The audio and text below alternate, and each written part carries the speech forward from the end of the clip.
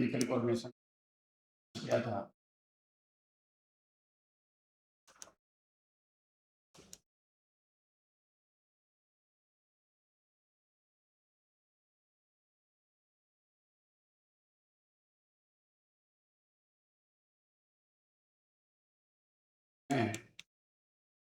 Hormone का discussion हम लोगों ने किया था, एंडोक्राइन सिस्टम का डिस्कशन किया था,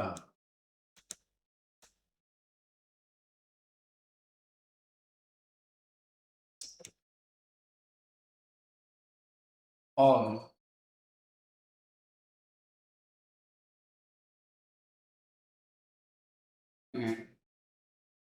hormone producing structure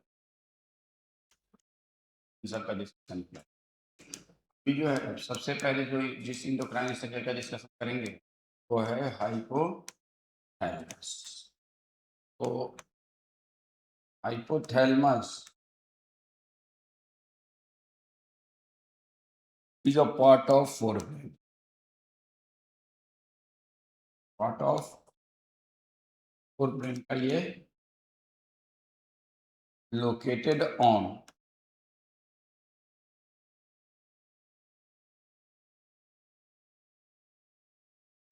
make floor और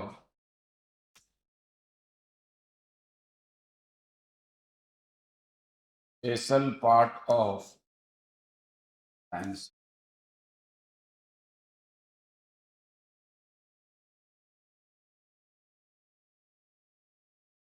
Floor और basal part of dance. तीसरा, what is diencephalon? diencephalon क्या होता है?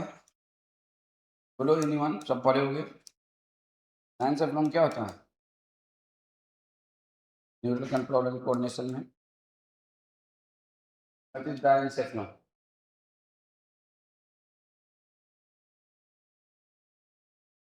क्या होता है diencephalon? देखो diencephalon एक स्ट्रक्चरल एंड फंक्शनल कंपोनेंट है इसका फोरब्रेन का।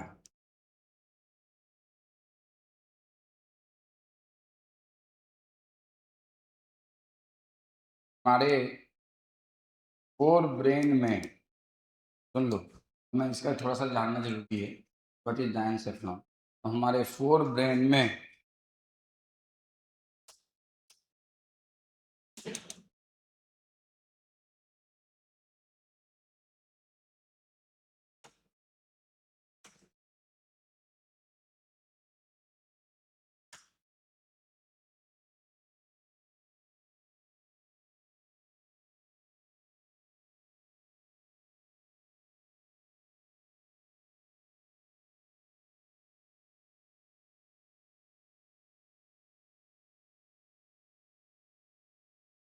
तो थैलमस है, हाइपोथैलेमस होता है इसे,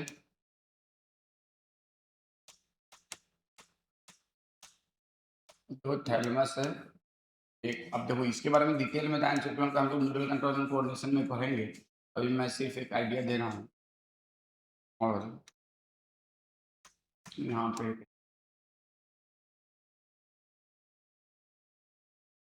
और इन सब से क्या होता है, एक्जन फाइबर ऐसे ऐसे आता जाता है।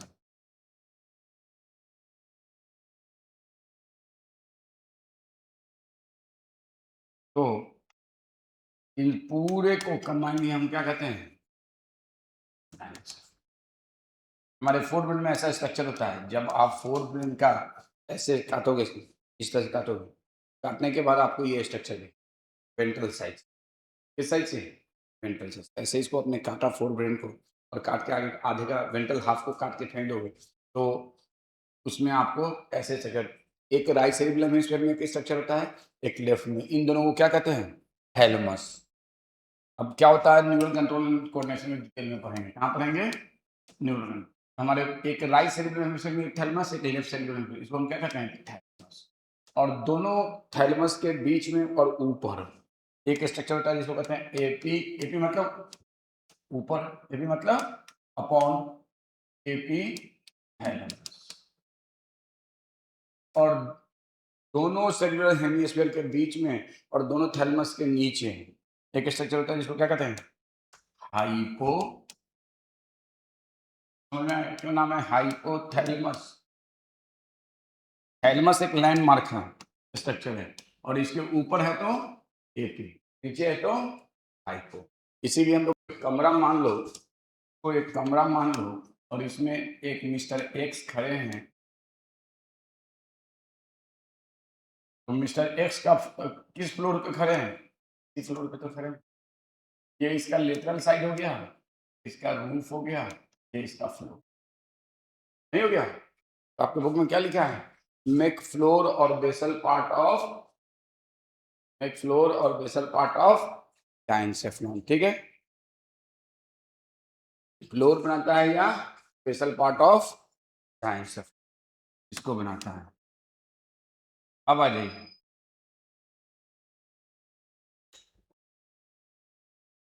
हाइपोथैलेमस जो होता है, कौन सा? हाइपोथैलेमस। तो हाइपोथैलेमस में किस चीज का बना होता है? अच्छा, ब्रेन, नर्वस सिस्टम किसका बना होगा? ब्रेन का पार्ट है, नर्वस सिस्टम का पार्ट है। नर्वस सिस्टम किसका बना होता है? Neuronal cells and neuroglial cells. तो since hypothalamus is part of, hypothalamus is part of forebrain,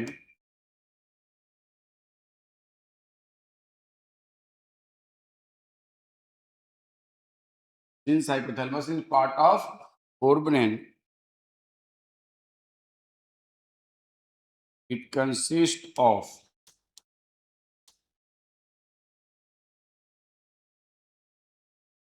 neurons and neuroglial cells. Neuroglial cells. Since hypothalamus is part of forebrain, it consists of neurons and neuroglial. ये किसका बना हुआ है?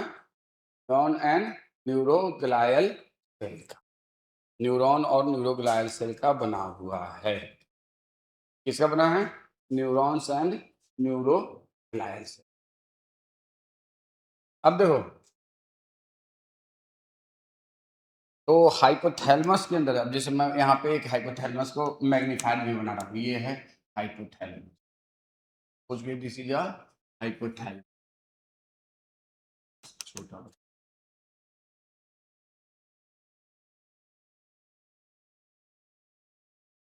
और इस hypothalamus का ऐसे एक्सटेंशन होता है, और इधर से hypothalamus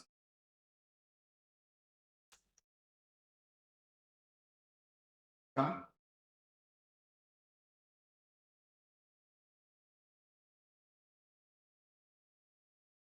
this is the extension of hypothalamus, and ये पूरा हाइपोथैलेमस का ही एक्सटेंशन है, ये पूरा यहाँ तक किसका एक्सटेंशन है? तो ये पिंक कलर में, ये पिंक कलर प्योरली क्या है? एक हाइपोथैलेमस है। ये हमने, जैसे मैं हाइपोथैलेमस का ऐसे फोटो बना रहा हूँ इधर से, तो ये हाइपोथैलेमस लेटरल व्यू, और इस हाइपोथैलेमस का ये extension, these are the extension of hypothalamus, not hypothalamus, extension of hypothalamus। एक रोड है, मेन रोड, और उस मेन रोड का ये एक्सटेंशन है। मेन रोड नहीं है, मेन रोड क्या है? हाइपो, ये है हाइपोथैलेमस, और हाइपोथैलेमस सपोज करो ये हाइपोथैलेमस है, ये हाइपोथैलेमस है। इस हाइपोथैलेमस को हमने सामने से देखा तब, अब इसी हाइपोथैलेमस को ऐसे देख रहे हैं तो ये दिख रहा है। अब इस हाइपोथैलेमस के अंदर आपको क्या दिखेगा? बहुत सारे न्यूरॉन्स एंड न्यूरोग्लायल्स, बहुत सारे neurons and neuroglials, large number of neurons and neuroglials. तो न्यूरॉन्स और न्यूरोग्लायल सेल्स इसमें जो होता है, न्यूरॉन्स एंड न्यूरोग्लायल सेल जो इसमें होता है, वो किस तरह से रहता है? वो किस तरह से, तो इसमें जो न्यूरॉन्स रहता है,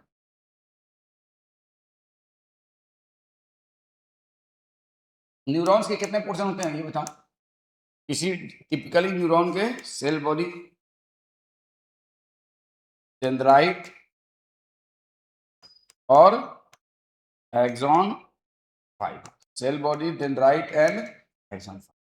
तो यहाँ पे सेल बॉडी है, डेंड्राइट है, एक्सॉन,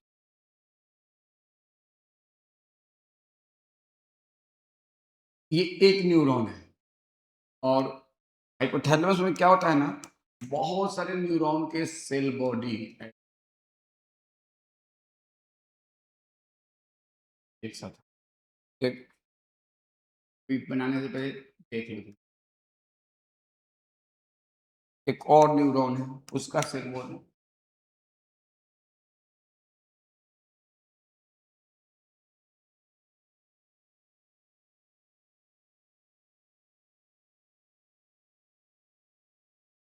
एक और न्यूरॉन है।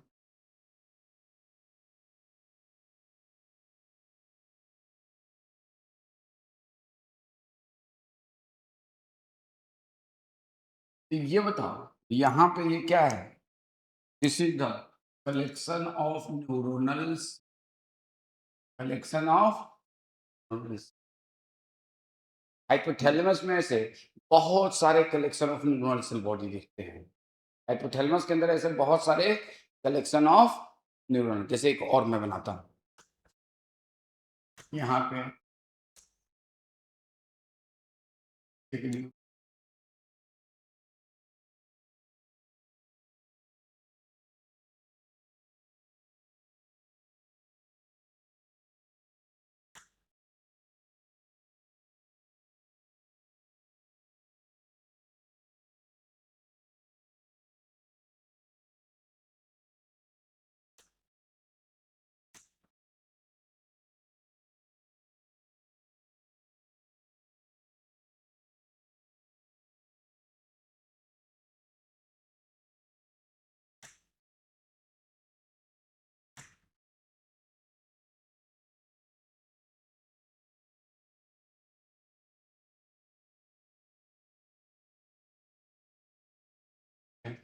तो इन collection of neuronal cell body को हम क्या कहते हैं बताओ? न्यूरोनल सेल बॉडी के कलेक्शन को क्या कहते हैं?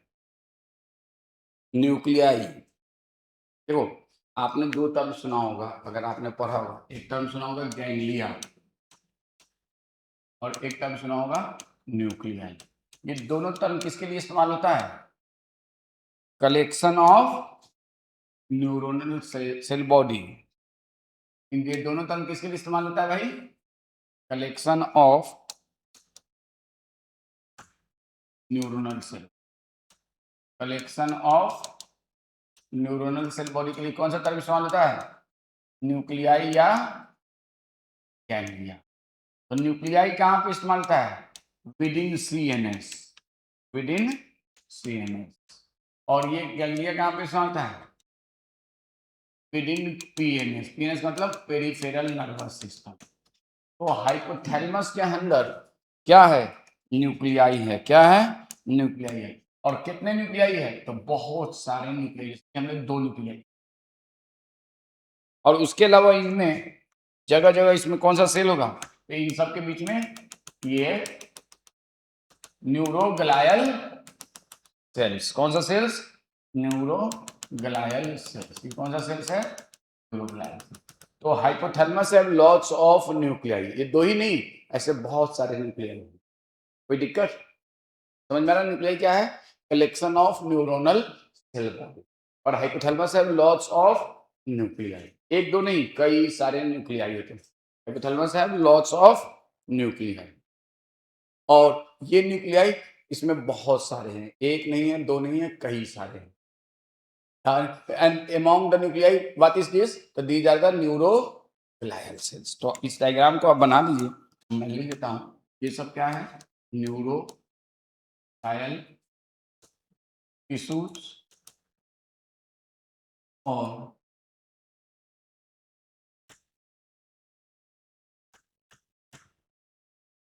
ये चाहे ये क्या है? न्यूक्लियाई। तो आप ये लिख सकते हैं कि hypothalamus have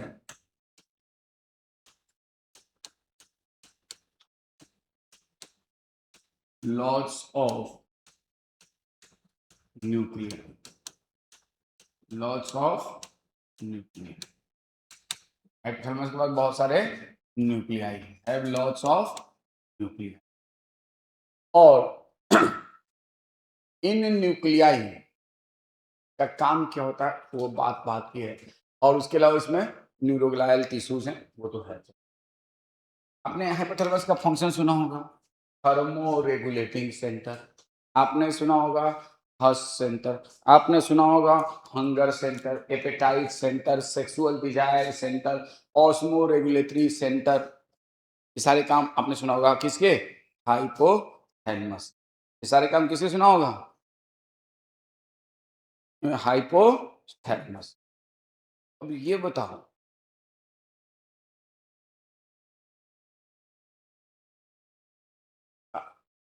इसके ये सब काम हार्मोन है या ये दूसरा कुछ है? भूख प्यास लगना हार्मोन का कोई काम थोड़े है।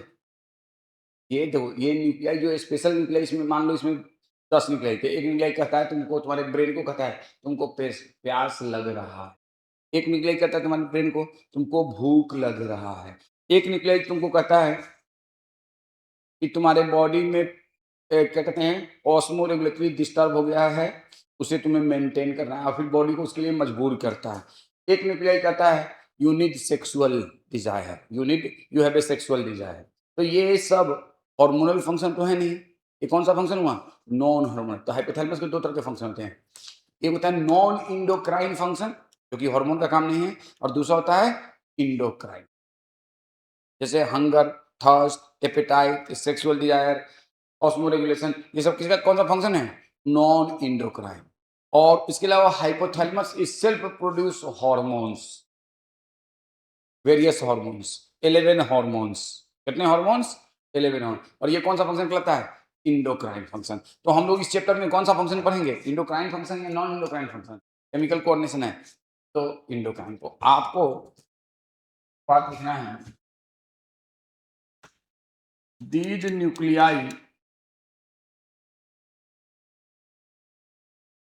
responsible for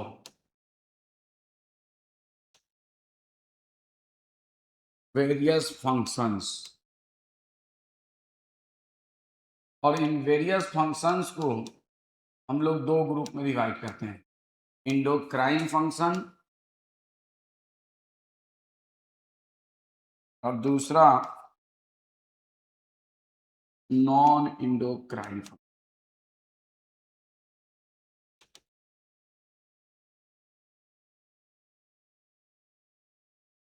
आपने सुना होगा थर्स्ट सेंटर, तो थर्स्ट सेंटर का मतलब थर्स्ट को एहसास कराने वाला न्यूक्लियाई। एपेटाइट सेंटर, एपेटाइट का एहसास कराने वाला सेंटर।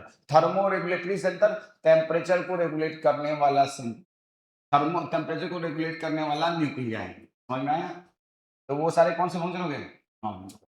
अब हाइपोथैलेमस में some nuclei responsible for synthesis and synthesis of hormones, and they called as a which function? तो वो लिखेंगे responsible for synthesis of hormone of responsible for synthesis of hormone।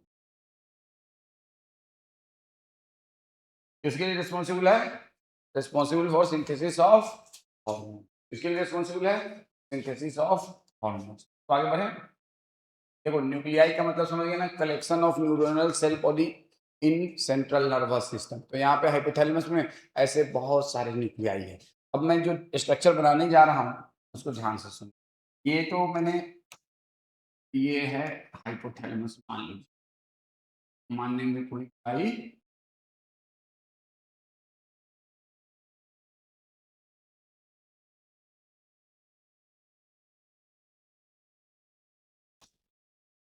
वैसा करते हैं जेट के बुक में जिस तरह से बनाया है उसी तरह।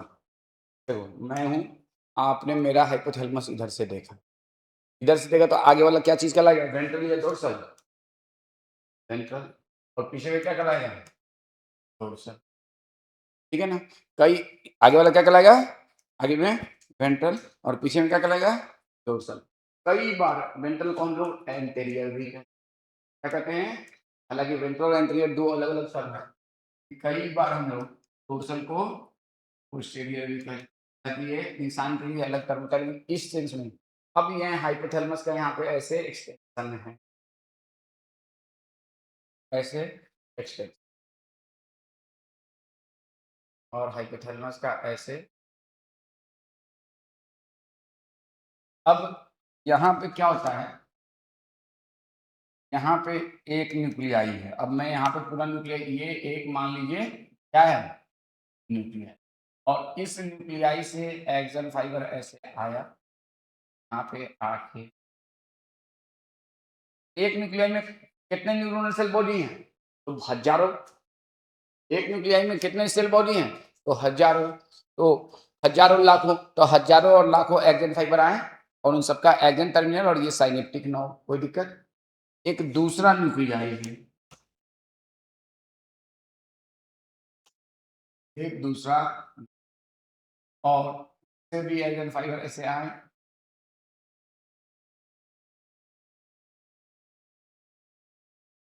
यहाँ पे इस एक्सटेंशन पे हाइपोथैलेमस के ये आके चिपक जाता है। ये एक स्ट्रक्चर है जो आके चिपक जाता है ऐसे। ये एक स्ट्रक्चर आके कहाँ से आके चिपकता है वो बात की बात है, कि आके ऐसे चिपक जाता है। अब यहीं पे हाइपोथैलेमस के अंदर एक और न्यूक्लियाई है, और वो न्यूक्लियाई, ये एक और न्यूक्लियाई है, न्यूक्लियाई समझ रहे हैं ना, और उसका एक्सन फाइबर। अब सुनो, ये 4 न्यूक्लियाई है, कौन-कौन से हैं? मैं इसको नंबरिंग कर दूँ। 1, 2, 3, इन चारों न्यूक्लियाई से अलग-अलग हार्मोन बनते हैं। क्या बनते हैं? अलग-अलग हार्मोन बनते हैं उनके सेल वॉल। कहाँ से बनते हैं? उनके सेल। अब न्यूक्लियाई से ये एक एक्सन फाइबर है या बंडल ऑफ एक्सन फाइबर है?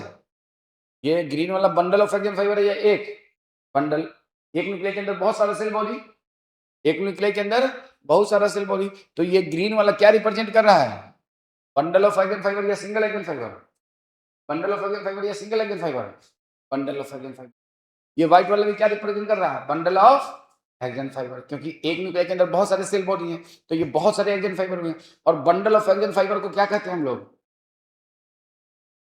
बंडल ऑफ एक्सन फाइबर की सिंगल एक्सन फाइबर नहीं, bundle of axon fiber known as, bundles of axon fiber known as, बोलिए कौन बताएंगे? Bundle of axon fiber known as क्या कहलाता है? Bundles of axon fibers. आपने वर्ड सुना है नर्व, आपने वर्ड सुना है ट्रैक, नहीं सुना? Bundle of axon fiber known है आइदर नर्व और either tract. Getting my point? एक सिंगल एक्सन फाइबर को नहीं, एक सिंगल एक्सन फाइबर को नहीं, लेकिन ऐसे बहुत सारे एक्सन फाइबर हो, और इस बंडल को हम क्या कहेंगे? या तो नर्व कहेंगे या ट्रैक्ट कहेंगे। अब सेंट्रल नर्वस आपके बुक में चूंकि दोनों जगह दोनों इस्तेमाल किया है, तो हम यहाँ पे इसको हम कहते हैं ट्रैक्ट। क्या कहते हैं? ट्रैक्ट। तो यहाँ से 2 ट्रैक्ट नीचे की तरफ आ रहा है, ये दोनों क्या हुआ? ट्रैक्ट। ये वाला और ये वाला। और बंडल ऑफ एक्सन फाइबर को हम लोग कहते हैं, लिख लीजिएगा, ट्रैक्ट एंड, और किसी जगह पे ट्रैक्ट कहते हैं और कहीं पे नर्व कहते हैं। कहाँ क्या कहते हैं अभी छोड़ दीजिए, वो बाद में न्यूरल कंट्रोल एंड कोऑर्डिनेशन पढ़ाएंगे। यहाँ पे इसको हम क्या कहेंगे?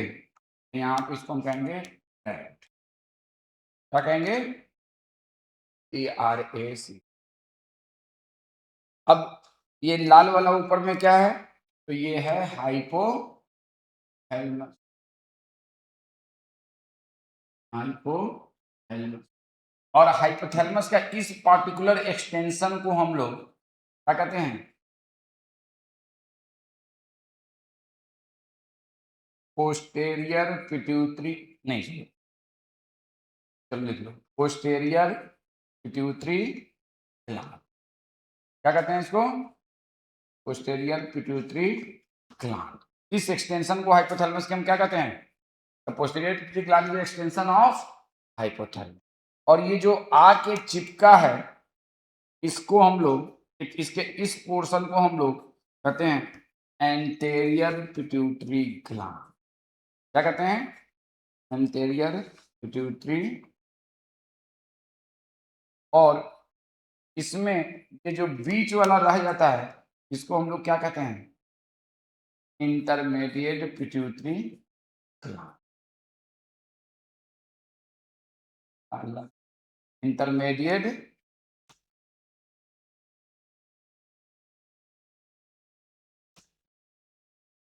तो हम कहें कि हाइपोथैलेमस नीचे की तरफ किसका अटैचमेंट देता है? किसको अटैच कराता है? पिट्यूटरी। किसको अटैच कराता है? और hypothalamus on its lower side give attachment to pituitary. कौन सा ग्लैंड? तो आप चाहें तो इस बात को लिख सकते हैं, hypothalamus on its lower side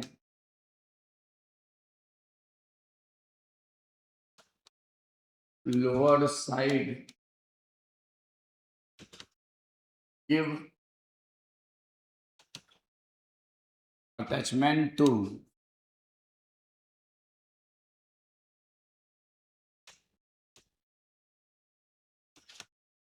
pituitary gland।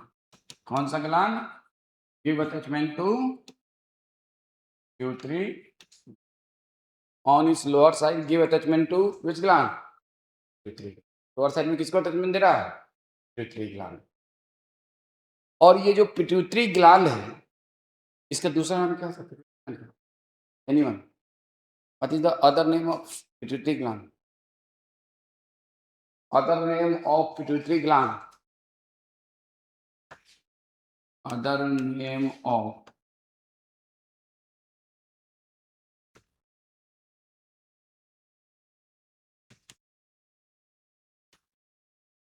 is hypophyseal gland। The name of pituitary gland is hypophyseal। Other name of pituitary gland is hypophyseal। कौन सा ग्लैंड? हाइपोफिजियल। कौन सा ग्लैंड कहता है? पूरे एंटेरियर और पोस्टीरियर और इंटरमीडिएट सबको मिलाकर क्या कहेंगे? Pituitary gland. और पिट्यूटरी ग्लैंड का दूसरा नाम क्या है? Hypophyseal gland. कौन सा ग्लैंड था? Hypophyseal gland. अब बताओ, हाइपोथैलेमस से हाइपोफिजियल ग्लैंड के अंदर ये ट्रैक्ट आ रहा है, तो इस ट्रैक्ट का नाम क्या होगा? Hypothalamic hypophyseal tract. समझ गए बात को? इस ट्रैक्ट का नाम बंडल ऑफ एक्सन फाइबर है, और इस बंडल ऑफ एक्सन फाइबर को हम क्या नाम देंगे? Hypothalamic, sorry, hypothalamic hypophyseal, hypothalamic hypophyseal tract. समझ में आया बात? हाइपोथैलेमिक हाइपोफिजियल ट्रैक्ट समझ में? समझ में आया बता? तो इस ट्रैक्ट का नाम क्या होगा? तो इस ट्रैक्ट का नाम होगा हाइपो, आई होप कि आपने ये लिख लिया होगा।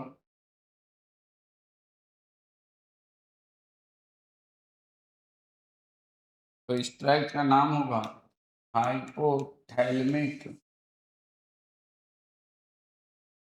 Hypophyseal tract.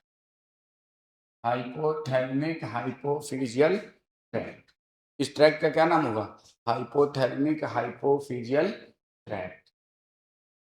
कोई दिक्कत इस बात को समझने में? और ये कहां से कहां तक आ रहा है? तो पिट्यूटरी ग्लैंड से पोस्टीरियर पिट्यूटरी ग्लैंड में, सॉरी, हाइपोथैलेमस से पोस्टीरियर। तो आज के बाद नीट का एक क्वेश्चन है, ये hypothalamic hypophyseal tract extended from, तो hypothalamus to posterior pituitary gland. कोई दिक्कत? कोई दिक्कत किसी को? अब देखो, यहाँ पे एक ब्लड वेसल आता है। कौन सा वेसल आता है? आर्टरी। कौन सा? हाइपोथैलेमस को एक आर्टरी की सप्लाई है। इसको एक आर्टरी की, इसको हम कहते हैं हाइपोथैलेमिक आर्टरी। ये वर्ड नहीं आता है। हाइपोथैलेमस को जो आर्टरी सप्लाई करेगा उसको कौन सा आर्टरी कहेंगे? Hypothalamic artery. ये हाइपोथैलेमिक आर्टरी क्या करता है ना, यहाँ पे जाके कैपिलरीज के नेटवर्क में टूट गया। इसमें टूट गया, कैपिलरीज के नेटवर्क में टूट। हाँ, किसमें टूट गया बेटा? कैपिलरीज के। आर्टरी कैपिलरीज में टूटता है कि नहीं? और कैपिलरी जब यूनाइट होता है तो क्या बनता है? वेन। तो ये एक वेन के फॉर्म में आया। और ये वेन कहाँ आया? किसकी तरफ? एंटेरियर पिट्यूटरी और इंटरमीडिएट की तरफ। और यहां आके ये फिर से कैपिलरीज में टूट गया। फिर से टूट गया कैपिलरीज में। और फिर ये कैपिलरीज यूनाइट हुआ तो फिर से ये वेन बन गया। ये क्या बन गया? वेन बन गया। अब लो भैया, और इसको कहेंगे पिट्यूटरी वेन। कौन सा वेन?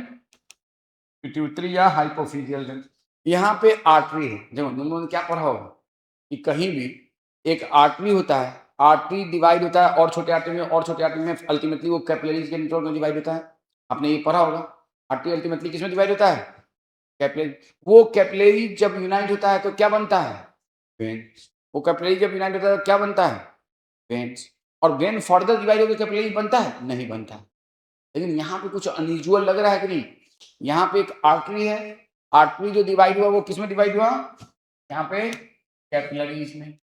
और ये कैपिलरीज यूनाइट हुआ तो फिर क्या बना? एक वेन। और ये वेन, ये वाला, दिस इज वेन भैया, ये फिर से टूट रहा है किसमें? कैपिलरी। आपने ज्यादातर देखा होगा capillary do not divide into when, लेकिन यहाँ पे कैपिलरी फिर से डिवाइड हो रहा है किसमें? आपने क्या पढ़ा होगा? Capillary unite into when, that when further unite into larger vein further unite into further larger vein, and all larger vein open into vena cava। यही ना होता है? पढ़ा होगा, इतना तो पढ़ा होगा, इतना तो पढ़ा होगा। यहाँ पे क्या हो रहा है? कैपिलरी यूनाइट होकर एक वेन बना रहा है। अब वेन फिर से डिवाइड होकर क्या बना रहा है? कैपिलरीज। फिर से डिवाइड होकर क्या बना रहा है? Capillaries.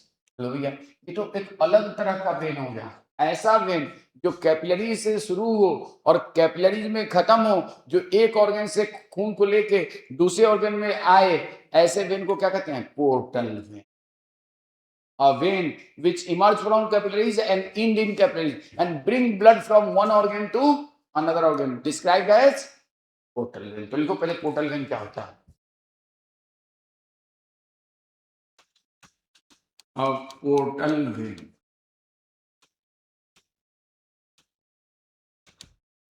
a vein which bring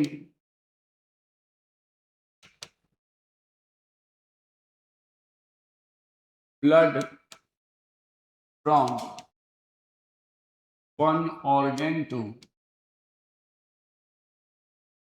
another organ। A vein which bring blood from one organ to another organ oblique begin from capillaries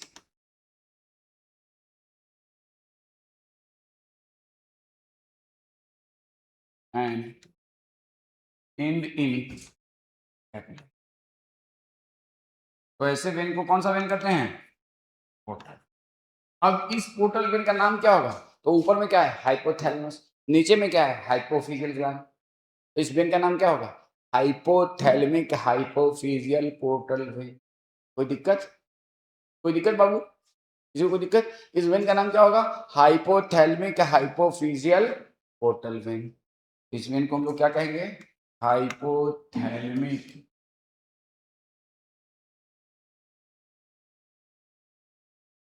hypophyseal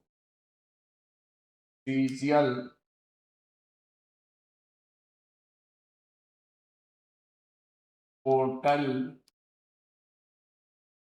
hypothalamic hypophyseal portal when.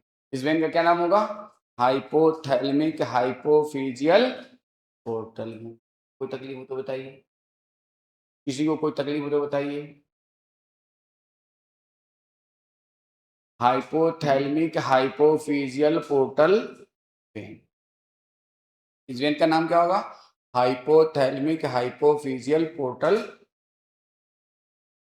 तो इसका काम क्या है? It bring blood from hypothalamus to anterior and intermediate pituitary gland. कोई दिक्कत?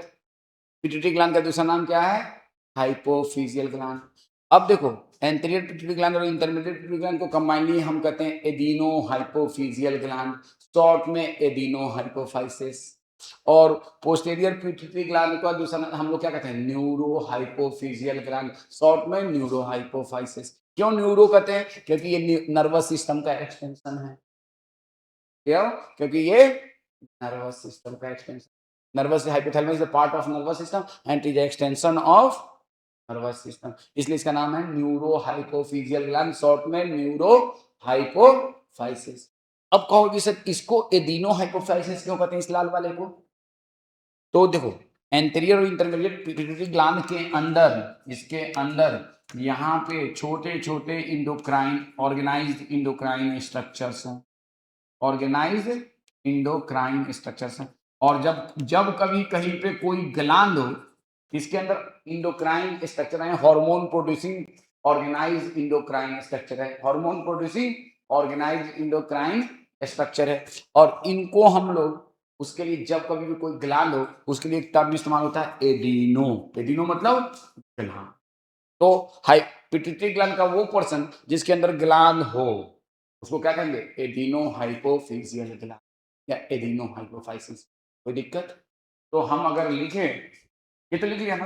अब अगर हम लिखें, नेक्स्ट पे चलूं कि पिट्यूटरी ग्लैंड का दूसरा नाम क्या है बेटा? बोलो। Hypophyseal gland. कौन सा नाम? Hypophyseal gland. और ये जो हाइपोफिजियल ग्लैंड है, इसके दो पोर्शन है, एडिनो हाइपोफिजियल ग्लैंड, और शॉर्ट में इसको क्या कहते हैं? और न्यूरो हाइपोफिजियल ग्लैंड।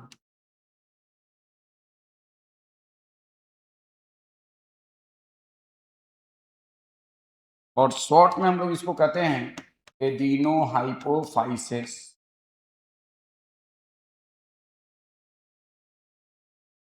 और इसको शॉर्ट में हम लोग क्या कहते हैं? Neuro hypophysis. और एडिनो हाइपोफाइसिस के फर्दर दो पार्ट हैं, anterior pituitary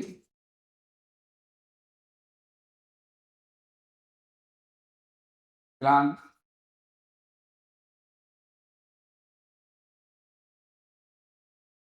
intermediate pituitary gland.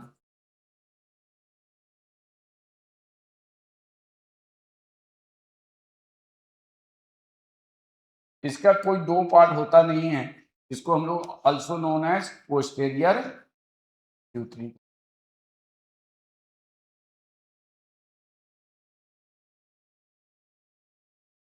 अब चूंकि posterior pituitary gland nervous system का एक्सटेंशन है, तो इसलिए इसको कहते हैं पार्स नर्वोसा। क्या कहते हैं?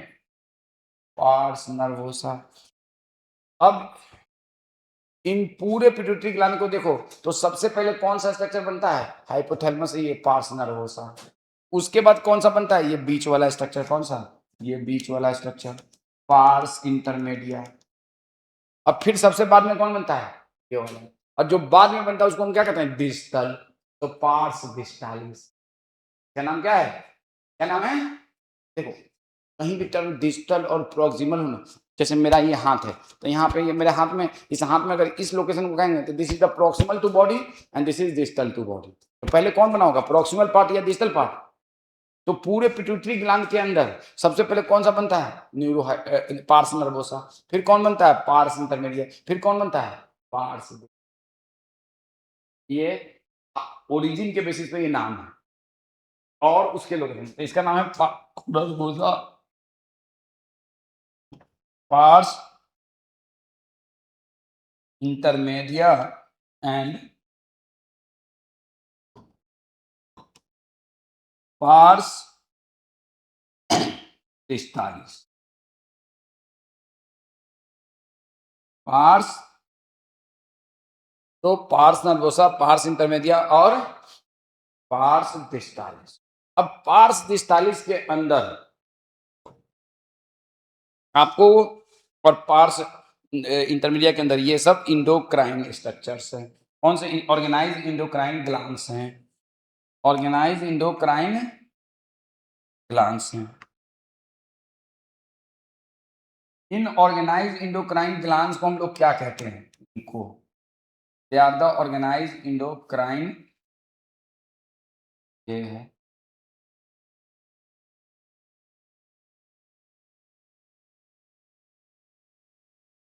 इनको क्या कहते हैं वो बात की बात है।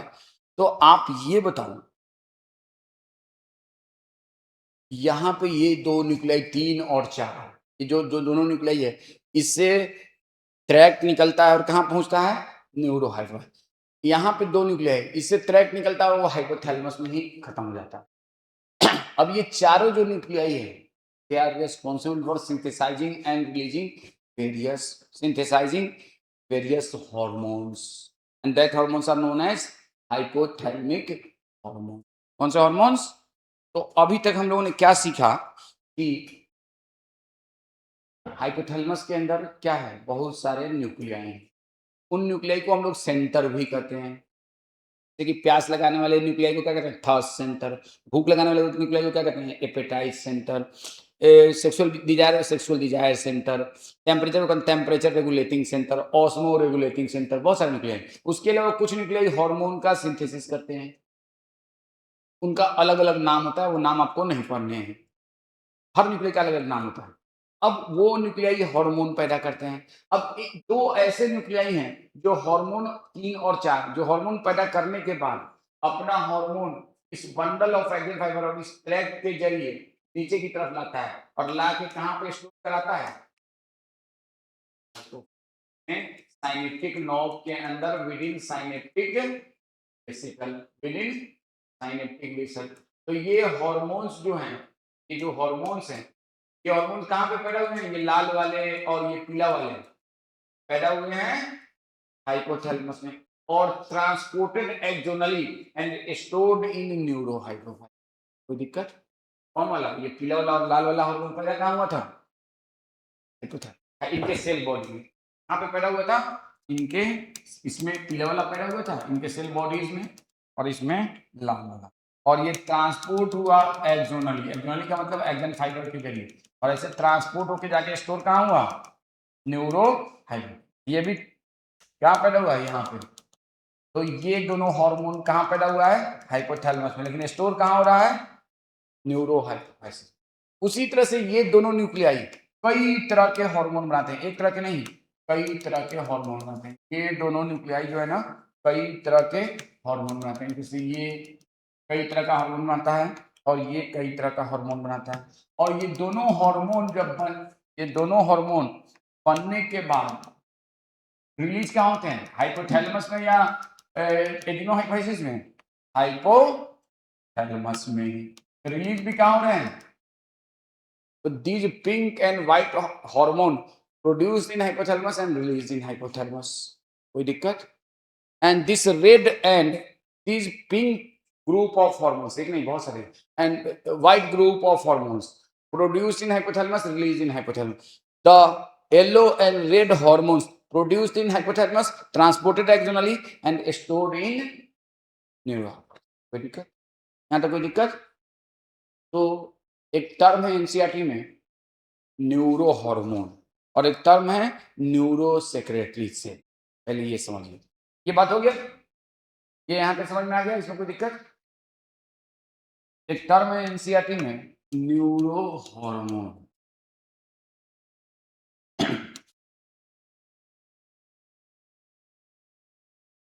Any neuron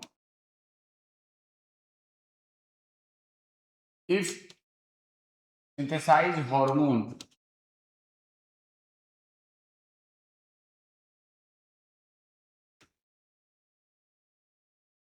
it is known as neuro क्या कहलाता है neuro any neuron if synthesize hormone it is known as neuro और एक टर्म है इन neuro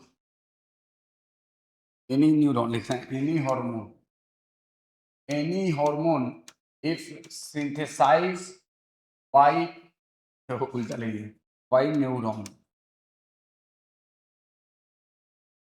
by neuron. Any hormone is synthesized by hormone neuron, it is known as अगर hormone neuron के जरिए उसी तरह से एक टर्म है न्यूरो सेक्रेटरी से ये क्या होता है neurons which produce neurohormone described as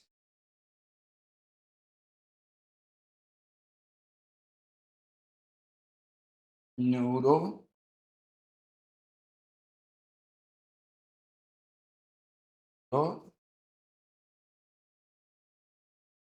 neurons which produce neurohormone described as which cell neurosecretory तो आपने दो चीजें पढ़ी neurohormones and neurosecretory basically इन दोनों पॉइंट में हार्मोन जो न्यूरोनल सेल से बने उसको न्यूरो हार्मोन और जो न्यूरॉन जो हार्मोन प्रोड्यूसिंग न्यूरॉन्स है उसको हम क्या कहेंगे न्यूरो तो ये सब कौन से सेल्स कहलाएंगे ये सारे सेल्स जो भी यहाँ पे न्यूरोनल सेल्स हैं न्यूरो और ये सारे हार्मोन कौन से हार्मोन कहलाएंगे ये सारे पिंक वाले व्हाइट वाले रेड वाले येलो वाले न्यूरो हार्मोन और इनमें जो भी सेल्स है वो सारे कौन से सेल्स कहलाएंगे न्यूरो सेक्रेटरी कोई दिक्कत तो हाइपोथैलेमस से जितना भी हार्मोन बनता है वो सारे किसके एग्जांपल हैं न्यूरो हार्मोन क्योंकि hypothalamus itself consist of neurons hypothalamus itself consist of neurons तो आप चाहे तो एक पॉइंट लिख सकते हैं कि लिख लीजिए बल्कि न्यूरो हार्मोन्स कौन कौन से हैं तो न्यूरो हार्मोन्स हैं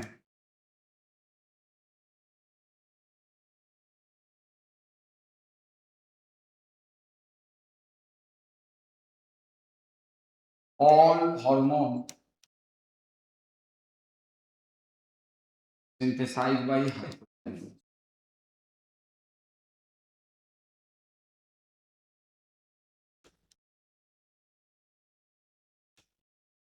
दूसरा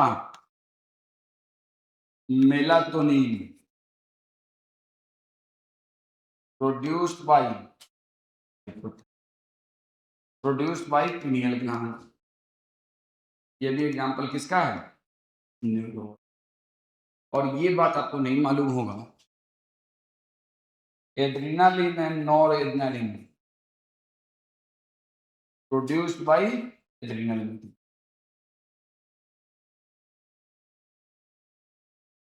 प्रोड्यूस्ड बाय एड्रेनल ये भी कौन सा हार्मोन है न्यूरो कौन सा हार्मोन है न्यूरो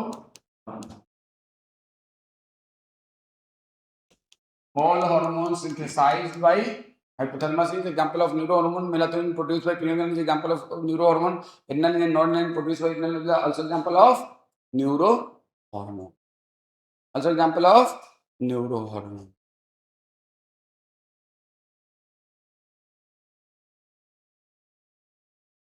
अब देखो मैं जो बात बताने जा रहा हूं उसको ध्यान से सुनो जो बात मैं बताने जा रहा हूं उसको ध्यान से सुनो ये देखो ये हार्मोन दोनों पैदा कहाँ हुआ transported externally and stored in neurohypophysis इनमें एक हार्मोन को मान लो ये है ऑक्सीटोसिन और दूसरा है बताओ वासोप्रेसिन या ये दोनों हार्मोन पैदा क्या होगा हाइपोथैलेमस तो हम कहेंगे oxytocin and vasopressin produced in hypothalamus and transported axonally and stored in neurohypophysis and released or secreted from neuro. release और secret कहाँ से हो रहा है?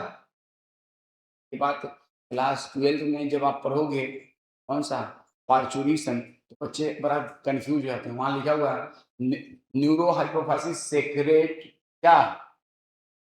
ऑक्सीटोसिन।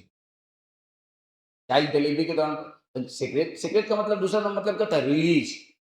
सेक्रेट का मतलब सिंथेसिस नहीं, बच्चे सिंथेसिस और सेक्रेशन में कंफ्यूज रहते हैं। सिंथेसिस का मतलब बनाना, सेक्रेशन का मतलब रिलीज। तो न्यूरो हाइपोफाइसिस रिलीज है ऑक्सीटोसिन या सेक्रेटेड सेक्रेट ऑक्सीटोसिन। तो कोई कंफ्यूजन इसमें? किसी को कोई कंफ्यूजन? तो आप लिखेंगे hypothalamus, hypothalamic hormone. Hypothalamic hormone को लोग दो ग्रुप में डिवाइड करते हैं। ग्रुप में डिवाइड करते हैं दो ग्रुप। हाइपोथैलेमिक हार्मोन्स को हम लोग दो ग्रुप में डिवाइड करते हैं। बेटा दो group. Hormones for hormones which stored in neuron. Hormones for अभी देखो hormones for neuron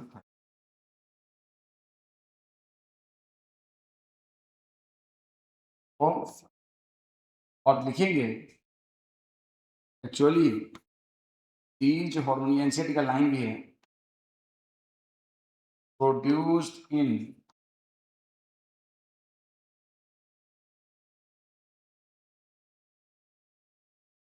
hypothalamus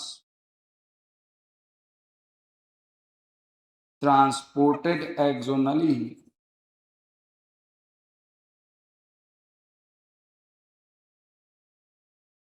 to neuro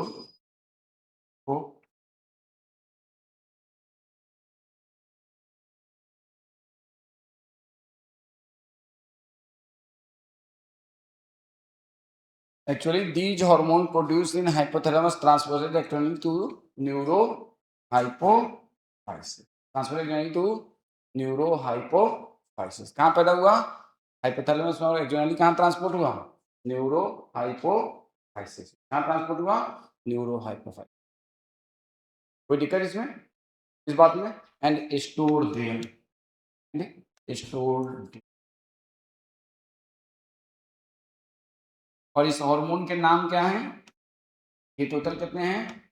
दो। और इनके नाम क्या हैं? सबको मालूम है, ऑक्सीटोसिन और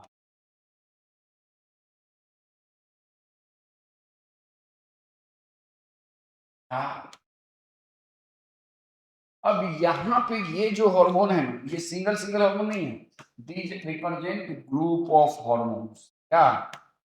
these represent group of hormone. और ये ग्रुप ऑफ हार्मोन्स कहाँ पैदा हुआ? हाइपोथैलेमस में, और वहीं रिलीज हुआ। अब ये हार्मोन यहां से क्या होगा? डिफ्यूज होगा ब्लड कैपिलरीज में। डिफ्यूज होगा ब्लड कैपिलरी, और ब्लड कैपिलरी डिफ्यूज होने के बाद ये हार्मोन इस हाइपोथैलेमिक हाइपोफिजियल पोर्टल वेन से, कौन से वेन से?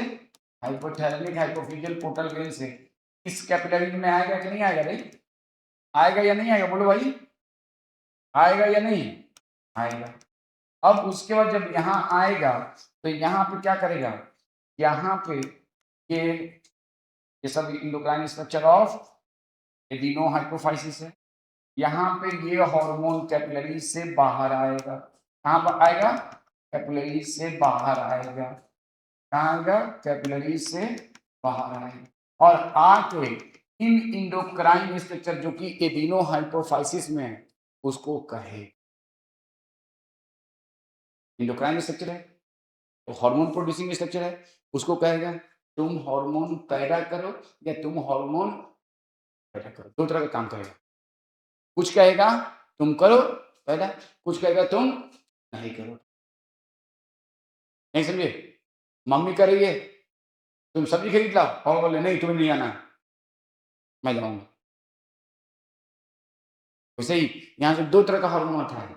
एक कह रहा है तुम एक आके इन एंडोक्राइनस को कह रहा है तुम हार्मोन पैदा करो, और एक है तुम हार्मोन नहीं पैदा करो। तो जो हार्मोन पैदा कराने वाला हार्मोन है उसको कहेंगे रिलीजिंग हार्मोन, और जो नहीं करने वाला उसको कहेंगे इनहिबिटिंग हार्मोन।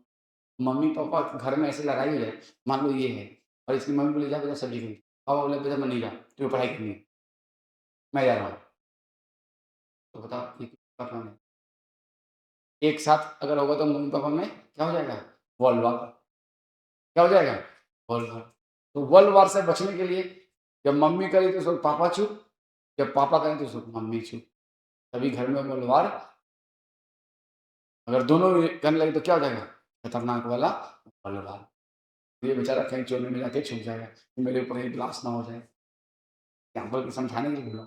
तो ऐसा हमारे हाइपोथैलेमस में होता है। यहाँ से या तो ऐसे हार्मोन पैदा होते हैं जो इनको कहता है कि तुम रिलीज करो, और या तो यहाँ से ऐसे हार्मोन आते हैं जो कि इनको कहते हैं कि तुम इनहिबिट करो तुम। और इनके तो इसको कौन रेगुलेट कर रहा है? इसके मम्मी या पापा? दोनों। वैसे इनको कौन रेगुलेट कर रहा है? ये वाले हार्मोन्स। तो इन हार्मोन्स को, इस ग्रुप ऑफ हार्मोन्स व्हाइट और पिंक वाले हार्मोन ग्रुप ऑफ हार्मोन को क्या कहते हैं? Regulating hormone. और किसको रेगुलेट कर रहा है? एडिनो हाइपोफाइसिस के इंडोक्राइन पोर्शन को, एडिनो हाइपोफाइसिस के इंडोक्राइन पोर्शन को। तो दूसरा है regulating hormones for adeno hypophysis, regulating hormones for adenohypophysis, regulating hormone for adenohypo, क्या कहेंगे इसको? regulating hormones for adenohypophysis। और ये दो तरह के होते हैं। ये जो यहां से जाके कह गए तुम हार्मोन रिलीज करो, और एक जगह कह गए तुम हार्मोन मत रिलीज करो। Regulating hormone of adenohypophysis is how many type? Two type. Releasing hormone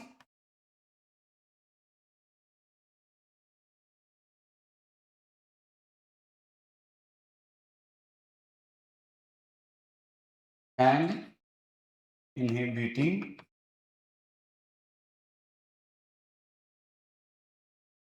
releasing hormones and कौन कौन सा हार्मोन? Releasing hormones and inhibiting hormone. देखो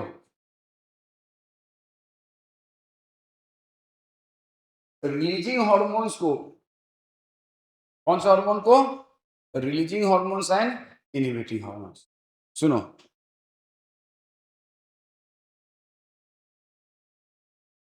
आपसे मैं कहूं कि ये टोटल रेगुलेटिंग हार्मोन कितने हैं? तो 9 हैं। कितने हैं?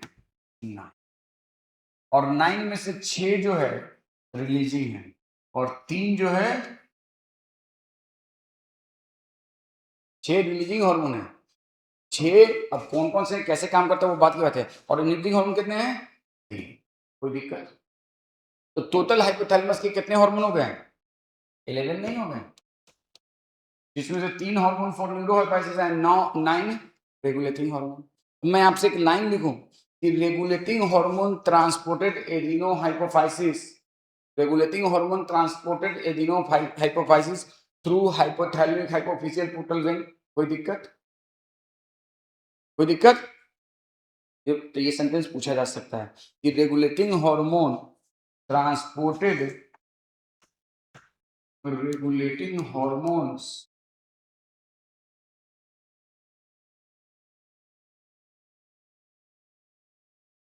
transported adenohypophysis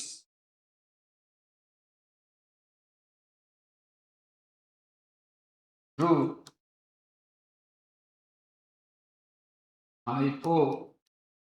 hypothalamic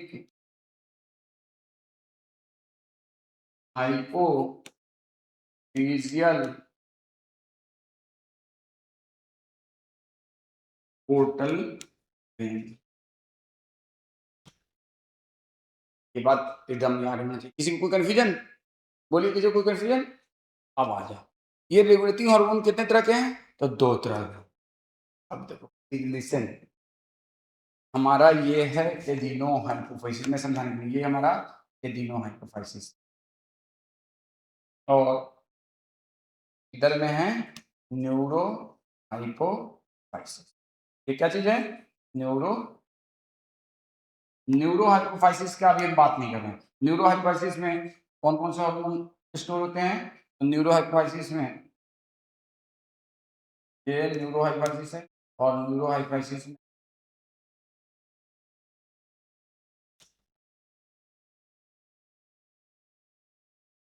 एक में कौन सा हार्मोन स्टोर होगा? वासोप्रेसिन और दूसरे में ऑक्सीटोसिन। में तो कोई दिक्कत ही नहीं है, ठीक है। अब आपको इसमें अपना कोई ग्लैंडुलर, इसमें कोई ऑर्गेनाइज्ड एंडोक्राइन ग्लैंड या हार्मोन प्रोड्यूसिंग स्ट्रक्चर है नहीं, इसमें सिर्फ स्टोरेज होता है। तो न्यूरोहाइपोफाइसिस एक्चुअली में कोई ग्लैंडुलर एक्टिविटी को शो नहीं करता। कोई इसमें कोई है ग्लैंडुलर एक्टिविटी? न्यूरोहाइपोफाइसिस में नो ग्लैंडुलर एक्टिविटी, लिख लो, न्यूरोहाइपोफाइसिस है नो ग्लैंडुलर,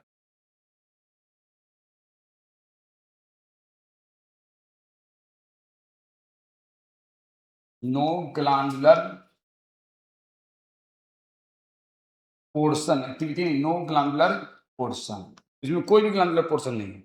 अब देखो, इंसान क्या है? मैमल है या कुछ और है? मैमल है। मैमल्स में कुत्ता, बिल्ली, सुअर, गधा, छिपी नहीं, सॉरी, चूहा, बकरा, बकरी, ये सब क्या है? मैमल्स। हम लोग we are surrounded by lots of mammals, गाय, ये सब क्या है? मैमल्स। अब इन मैमल्स में जितने भी मैमल्स हैं सिवाय इंसान को छोड़ के, वहां पे ये वाला पोर्शन और ये वाला पोर्शन एकदम डिस्टिंक्ट हो। कौन सा? एंटीरियर और इंटरमीडिएट, बिल्कुल अलग अलग दिखता है। इंसान को छोड़ के सारे मैमल्स में आपको दो अलग अलग हिस्से दिखाई देंगे, intermediate pituitary gland and anterior pituitary, दो अलग अलग हिस्से दिखाई देंगे। इंसान को छोड़ के जितने भी मैमल्स हैं उन सब में दो पिट्यूटरी ग्लैंड दिखाई देंगे, एंटीरियर एंड इंटरमीडिएट। लेकिन इंसान में क्या होता है ना, इंसान में ये वाला स्ट्रक्चर ऑलमोस्ट खत्म हो जाता है। तो एंटीरियर और इंटरमीडिएट क्या हो जाता है? मर्ज हो जाता है कि नहीं? मर्ज हो गया कि नहीं हो गया? तो in human, not in other mammals, anterior and intermediate merge, anterior intermediate merge. तो लिखो, in human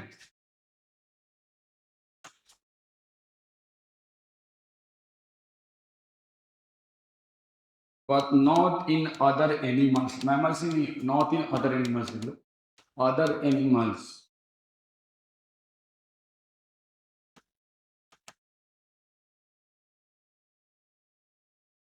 anterior pituitary gland,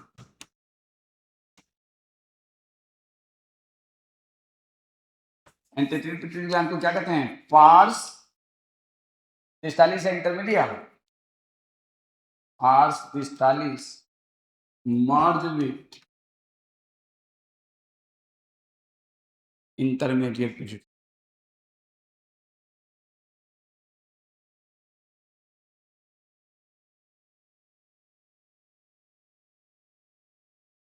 pituitary,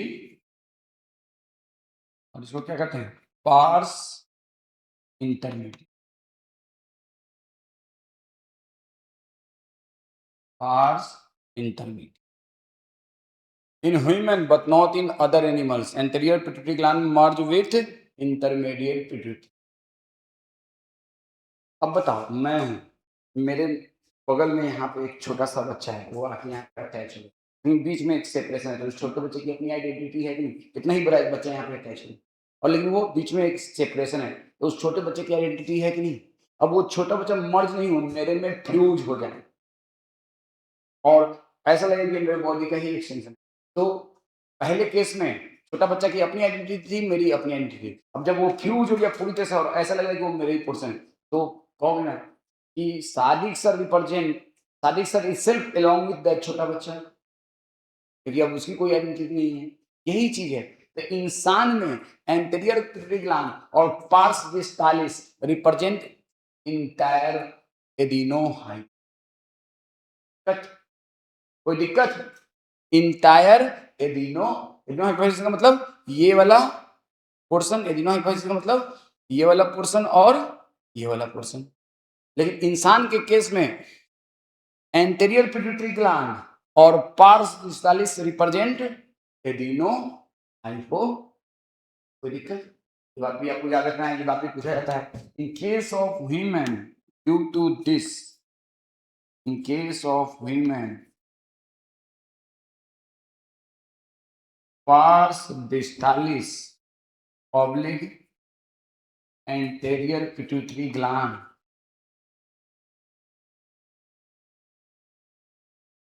represent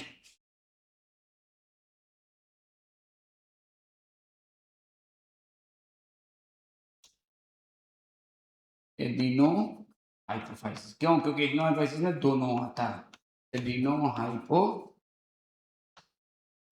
hypophysis. सुनो, अब मैं जो बताने जा रहा हूं ये आपका है पार्स डिस्टालिस और ये है पार्स इंटरमीडिया, लेकिन इंसान में ये मर चुका है। और साथ में आपने अभी पढ़ा था इसके अंदर ऑर्गेनाइज इंडोक्राइन स्ट्रक्चर्स हैं, ऑर्गेनाइज इंडोक्राइन स्ट्रक्चर्स क्या है? ऑर्गेनाइज इंडोक्राइन स्ट्रक्चर्स हैं। कौन से स्ट्रक्चर्स हैं? ऑर्गेनाइज इंडोक्राइन स्ट्रक्चर्स हैं। और ये जो ऑर्गेनाइज इंडोक्राइन स्ट्रक्चर्स हैं इनमें ये वाला इसके दो हिस्से हैं। एक हिस्सा है आगे की तरफ और एक हिस्सा है पीछे। अब इसका क्या है? अब इन सब से हार्मोन पैदा होता है। इन सब से क्या पैदा होता है? हार्मोन। ये इससे भी हार्मोन पैदा होता है, एक स्पेसिफिक हार्मोन, इससे भी एक स्पेसिफिक हार्मोन, और इन सब से अलग अलग। अब मान लो इससे कौन सा हार्मोन पैदा हो रहा है, तो इससे मान लो जीएनआरएच का नाम सुना है ना? कौन सा हार्मोन पैदा हो रहा है? Gonadotropin releasing hormone. इससे पैदा हो रहा है नीचे वाले से CRH, कॉर्टिकोट्रोपिन रिलीजिंग हार्मोन। इससे पैदा हो रहा है TRH, थायरोट्रोपिन रिलीजिंग हार्मोन। कौन सा हार्मोन? Thyrotropin releasing hormone. इससे पैदा हो रहा है दो तरह का, PRLRH, PRLI।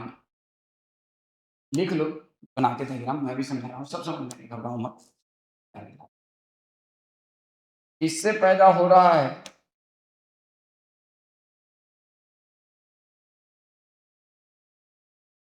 और यहाँ पे ये गलत CRH मत लिखो, यहाँ पे लिखो CRH, इसे लिखो CRH। कौन सा hormone? CRH, corticotropin releasing hormone. और इससे पैदा होता है MSHRH और MSHIH।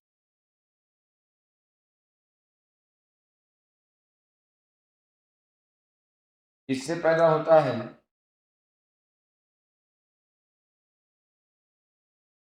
G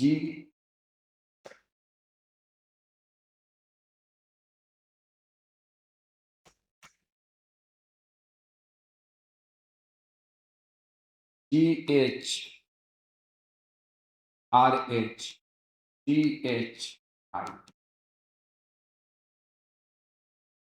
अब आपको तो ये 5 ऑर्गेनाइज इंडो स्ट्रक्चर है जिससे कौन कौन सा हार्मोन पैदा हो रहा है?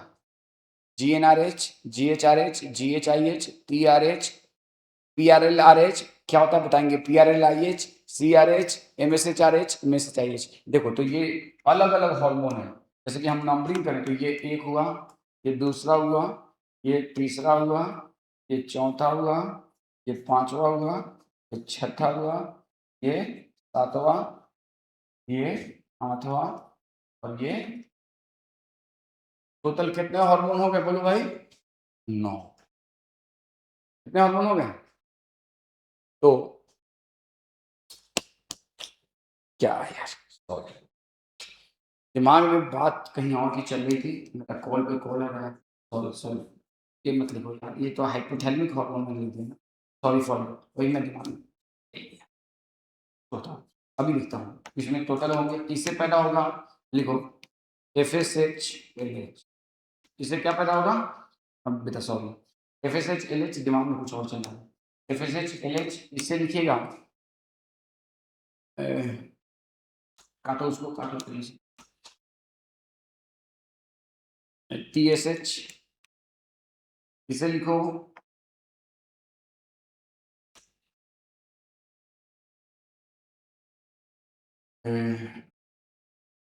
इसे लिखिए CRH, TSH इसे लिखिए ACTH, नाम सुना होगा ACTH, और इसे लिखिए MSH। तो FSH एंड कर लेते हैं, एंड LH, FSH एंड इसे लिखिए ग्रोथ हार्मोन, और इसे लिखिए एक और कौन सा बच गया? प्रोलैक्टिन। इसे लिखिए प्रोलैक्टिन। तो आपके एडिनो हाइपोफाइसिस से कितने हार्मोन पैदा हुए? एडिनो हाइपोफाइसिस से 7। कौन कौन से? 1, 2, 3, 4, 5, 6, 7। कितने हार्मोन पैदा हुए एडिनो हाइपोफाइसिस से? 7। How many hormone produce by adeno hypophysis और पार्स डिस्टालिस और एंटीरियर पिट्यूटरी? इंसान में एंटीरियर पिट्यूटरी किसको रिप्रेजेंट करता है बोलो? एंटीरियर पिट्यूटरी और पार्स डिस्टालिस किसको रिप्रेजेंट करता है? एडिनो हाइपोफाइसिस को। तो इन केस ऑफ ह्यूमन, how many hormone produce by adenohypophysis? लिखेंगे। अब एनसीईआरटी का एक लाइन बता रहा हूं, in case of human pars डिस्टालिस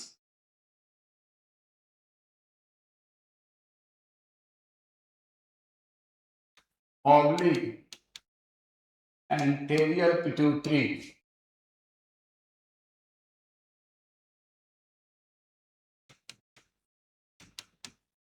synthesize and release how many hormone? And release 7 hormone. NCERT के समरी में लिखा हुआ है, एनसीईआरटी के समरी में लिखा हुआ है पार्स डिस्टालिस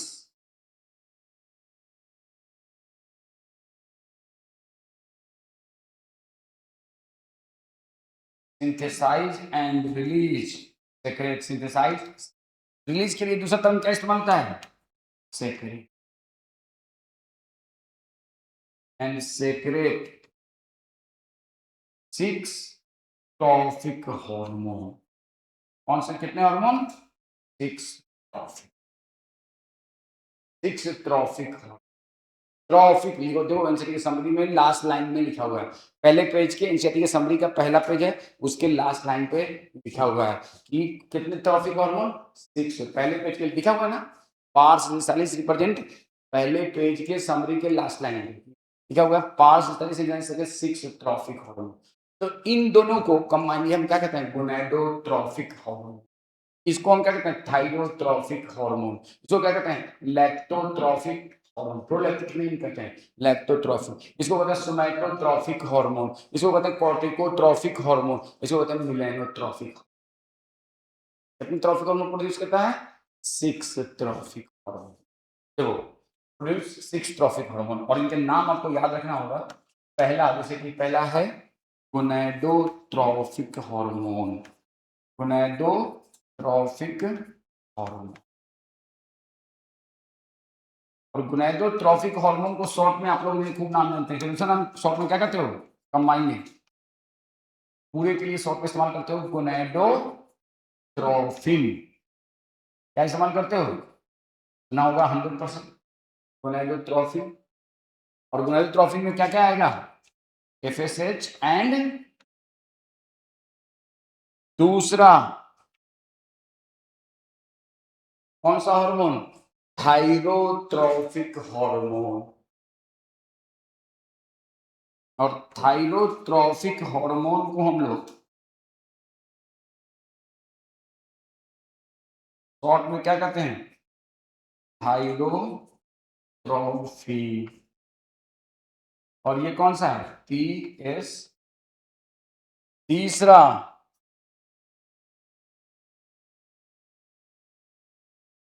प्रोलैक्टिन। उसको हम लोग क्या कहते हैं? लैक्टोट्रोफिक हार्मोन। लैक्टो अभी बताऊंगा क्यों कहते हैं लैक्टोट्रोफिक हार्मोन। और इसको शॉर्ट में कहते हैं लैक्टोट्रोफिन।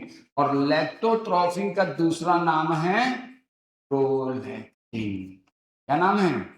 तो आज के बाद प्रोलैक्टिन का एक दूसरा नाम और जान लीजिए, कौन सा? लैक्टोट्रोफिन। टीएसएच का दूसरा नाम थायरोट्रोपिन। एफएसएच और एनएच का दूसरा नाम, ये सबको मालूम है, दो ट्रोफिन कंबाइन। फोर्थ में ग्रोथ हार्मोन। और ग्रोथ हार्मोन को क्या कहते हैं? सोमैटोट्रोफिक हार्मोन। और शॉर्ट में कहते हैं सोमैटोट्रोफिन। क्या कहते हैं? सोमैटोट्रोफिन। और ये कौन सा है? ग्रोथ। ये कौन सा है? ग्रोथ। ये कौन सा है? ग्रोथ। ये कौन सा हार्मोन? ग्रोथ। नेक्स्ट है एसीटीएच। एसीटीएच को हम लोग क्या कहते हैं? 50 नंबर में corticotrophic hormone. Corticotrophic hormone. Corticotrophic hormone को शॉर्ट में कहते हैं कॉर्टिकोट्रोफिन। और corticotrophin is a short other name of ACTH. अब उसके बाद ये है एमएसएच। एमएसएच का दूसरा नाम क्या होता है? मिलेनोट्रोफिक हार्मोन। इटली की प्राइम मिनिस्टर का नाम क्या है? मेले दिखाओ और जाएगा मिलेनो लेके गए थे। हाँ, एमएसएच। ठीक है। गर्जिया मेलोनिया ऐसे कुछ नाम है, क्या नाम है जो भी। हाँ, तो 6 ट्रॉफिक हार्मोन एनसीईआरटी की बात है। और इन 6 ट्रॉफिक हार्मोन में टोटल नंबर ऑफ हार्मोन कितने हैं? 6 या 7? 1 2 3 4 5 6 7। कोई दिक्कत? कोई दिक्कत? अब आ जाओ एक मेन बात को अब बताना है। ये बिल्कुल बेसिक्स है। और जब तक बेसिक क्लियर नहीं होता है ना, चीजें समझ में नहीं आती। ये बेसिक्स पे थोड़ा टाइम देना पड़ता है। तो आज के बाद आपको शायद पहले नहीं मालूम रहा होगा कि प्रोलैक्टिन का दूसरा नाम लैक्टोट्रोफिन भी होता है या लैक्टोट्रोफिक हार्मोन भी होता है। सुनो, अब जो मैं बताने जा रहा हूँ इस बात को ध्यान लिख लिया इधर वाले, पहले लिखिए। आपसे पूछे कि गोनाडोट्रोफिन के अंदर कौन कौन सा हार्मोन आता है? एफएसएच। थायरोट्रोपिन कौन सा हार्मोन का नाम है? टीएसएच। लैक्टोट्रोफिन कौन सा हार्मोन का नाम है? प्रोलैक्टिन। और सोमैटोट्रोफिन आप सबको मालूम है, ग्रोथ हार्मोन का दूसरा नाम क्या है? सोमैटोट्रोफिन। ये आपके बुक में भी लिखा हुआ है, ठीक है ना। गोनाडोट्रोफिन भी आपके बुक में लिखा हुआ है। आपको शायद ये नहीं मालूम रहा होगा कि एसीटीएच का दूसरा नाम कॉर्टिकोट्रोफिन है और एमएसएच का दूसरा नाम मिलेनोट्रोफिन। और इसमें कोई याद करने का जरूरत भी नहीं है। अगर एक बार सीक्वेंशियली पढ़ लेंगे तो अपने आप समझ में आए। अब आ जाइए जल्दी से डायग्राम पे वापस। ये सारे हार्मोन जो है कब पैदा होते हैं? कब पैदा होते हैं? तो सुनो, ये सारे हार्मोन तब पैदा होते हैं जब इन ये रेगुलेटिंग हार्मोन्स आते हैं। रेगुलेटिंग हार्मोन कितने तरह के हैं? रेगुलेटिंग हार्मोन कितने तरह के हैं भाई? Releasing and inhibiting. अगर इधर से रिलीजिंग हार्मोन आ रहा है तो इन पांचों इंडोक्राइन स्ट्रक्चर पे वो कहेगा कि तुम इन सारे हार्मोन को पैदा करो, उसको क्या कहेंगे? Releasing hormone. और इनमें से अगर हार्मोन आता है और इनमें से कुछ स्ट्रक्चर को कहता है कि तुम हार्मोन नहीं पैदा करो, तो उसको क्या कहेंगे? इनहिबिटिंग। रेगुलेटिंग हार्मोन कितने तरह के हैं? 2 तरह के हैं, रिलीजिंग एंड इनहिबिटिंग। और ये नाम आपको ध्यान में रखना होगा। जैसे एक नाम आपने जरूर पढ़ा है, गोनाडोट्रोपिन रिलीजिंग हार्मोन। तो गोनाडोट्रोपिन रिलीजिंग हार्मोन क्या करता है? तो गोनाडोट्रोपिन रिलीजिंग हार्मोन इस पे आएगा और इस पे आके कहेगा कौन? कहाँ से आएगा? हाइपोथैलेमस से। कहाँ से आएगा बेटा? हाइपोथैलेमस से। किसके थ्रू? हाइपोथैलेमिक हाइपोफिजियल पोटोगन के। कौन सा? GnRH। और इसको कहेगा कि तुम रिलीज करो क्या? FSH। कोई दिक्कत? उसी तरह से यहाँ पे आएगा थायरोट्रोपिन रिलीजिंग हार्मोन और इसको क्या कहेगा? तुम रिलीज करो TSH। उसी तरह से यहाँ पे हाइपोथैलेमस से आएगा प्रोलैक्टिन रिलीजिंग हार्मोन और इसको कहेगा तुम पहले करो क्या? प्रोलैक्टिन। उसी तरह से यहाँ पे आएगा CRH कॉर्टिकोट्रोपिन रिलीजिंग हार्मोन और इसको क्या कहेगा? सॉरी, यहाँ पे कौन सा आएगा? Growth hormone releasing hormone. कौन सा? ग्रोथ हार्मोन रिलीजिंग हार्मोन और इसको कहेगा तुम क्या पैदा करो? Growth hormone. उसी तरह से यहाँ पे आएगा कौन? CRH और इसको क्या कहेगा? तुम रिलीज करो ACTH। उसी तरह से यहाँ पे आएगा कौन? MSH RH और इसको क्या कहेगा? तुम रिलीज करो। तो रिलीजिंग हार्मोन कितने हो गए?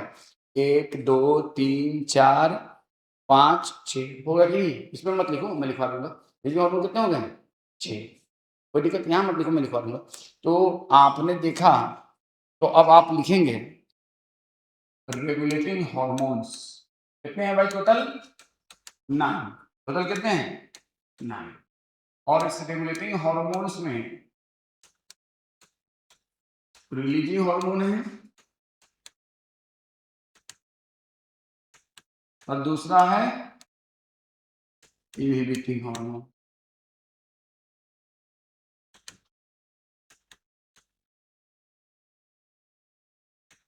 रिलीजिंग हार्मोन्स कौन कौन से हैं बोल भाई?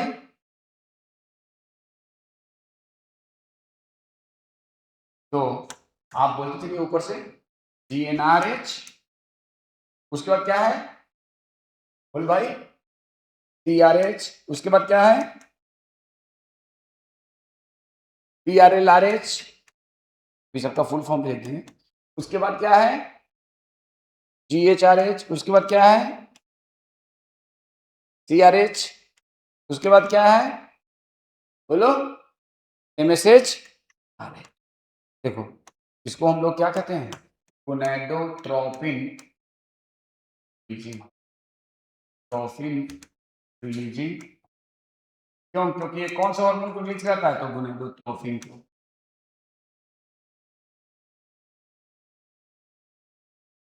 इसको क्या कहते हैं? थाइरोट्रोपिन। थाइरोट्रोपिन का other word for TSH। TSH के लिए दूसरा वर्ड क्या होता है? थाइरो।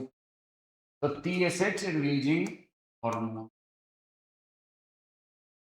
उसके बाद PRLH प्रोलैक्टिन और प्रोलैक्टिन की दूसरा टर्म क्या होता है? लैक्टोट्रोपिन रिलीजिंग हार्मोन। उसके बाद ग्रोथ हार्मोन और ग्रोथ हार्मोन के लिए दूसरा टर्म क्या इस्तेमाल होता है बोलो? एनीवन? सबको मालूम है?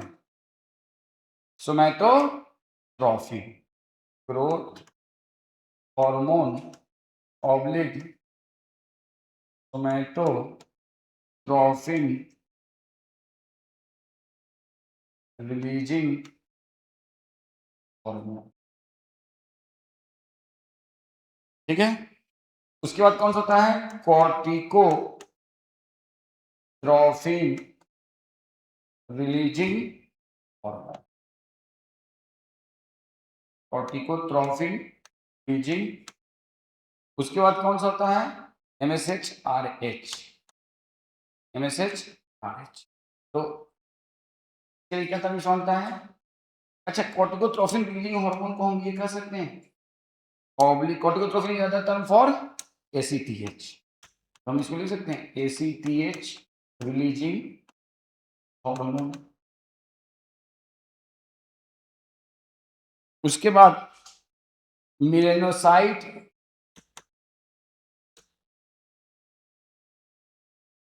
इसके लिए क्या टर्म इस्तेमाल करेंगे? मेलानोसाइट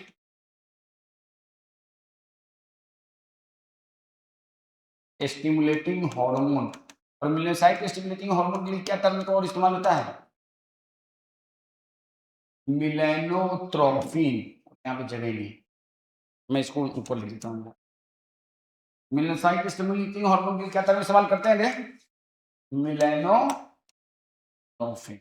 मेलानोसाइट स्टिमुलेटिंग हार्मोन के लिए हम क्या टर्म इस्तेमाल करते हैं? MSHRH। और MSHRH है, इसको हम कहते हैं मेलानोसाइट स्टिमुलेटिंग हार्मोन। और मेलानोसाइट स्टिमुलेटिंग हार्मोन के लिए कौन सा टर्म इस्तेमाल होता है? मेलानोट्रोफिन। मेलानोट्रोफिन रिलीजिंग हार्मोन।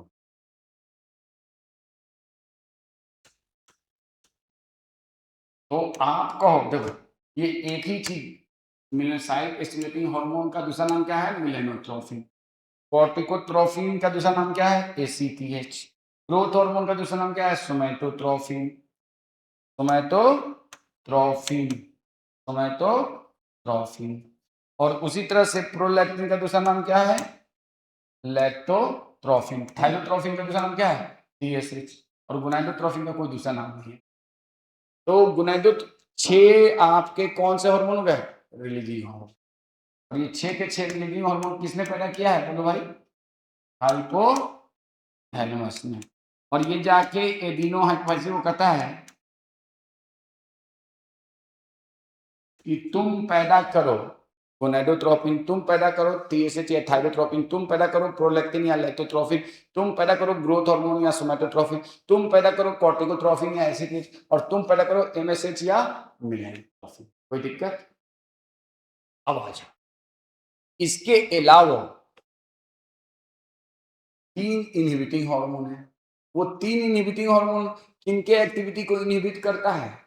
तो इनके एक्टिविटी को मैं इसको लाल रंग से दिखा, इनके एक्टिविटी को इनहिबिट करता है, इनके इनके और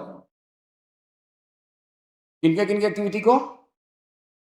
प्रोलैक्टिन के प्रोडक्शन को रोकता है, ग्रोथ हार्मोन के प्रोडक्शन को रोकता है, और MSH के प्रोडक्शन को रोकता है। इनहिबिटिंग हार्मोन कितने हैं? 3। सबको नहीं रोकता है, सिर्फ 3 के हार्मोन। इनहिबिटिंग हार्मोन कौन कौन से हैं? नाम सुन लीजिए। तो हम यहीं से शुरू करते हैं। प्रोलैक्टिन इनहिबिटिंग हार्मोन, प्रोलैक्टिन या लैक्टोट्रोफिन इनहिबिटिंग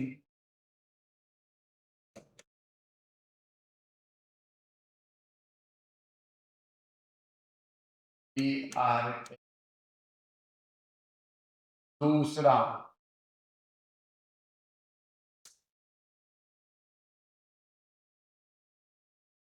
दूसरा growth hormone inhibiting hormone. Growth hormone, growth hormone का दूसरा नाम क्या होता है? सोमैटोट्रोफिन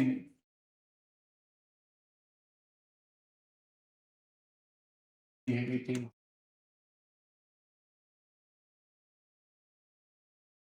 और इसके लिए हम क्या कहेंगे? GHIH या SIH, सोमैटोट्रोफिन इनहिबिटिंग। और सोमैटोट्रोफिन इनहिबिटिंग हार्मोन या ग्रोथ हार्मोन इनहिबिटिंग हार्मोन के लिए एनसीईआरटी में कौन सा टर्म इस्तेमाल किया है? जल्दी से बोल दीजिए, एनीवन। एनसीईआरटी में ग्रोथ हार्मोन इनहिबिटिंग हार्मोन या सोमैटोट्रोफिन इनहिबिटिंग हार्मोन के लिए कौन सा टर्म इस्तेमाल किया? सोमैटोस्टैटिन। कौन सा टर्म इस्तेमाल किया है? सोमैटोस्टैटिन। इसी का नाम है somatostatin. Somatostatin.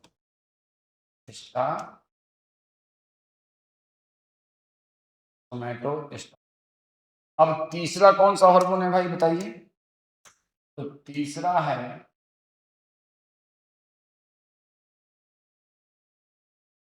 Melanocyte stimulating hormone inhibiting hormone. कौन सा? Melanocyte stimulating hormone inhibiting hormone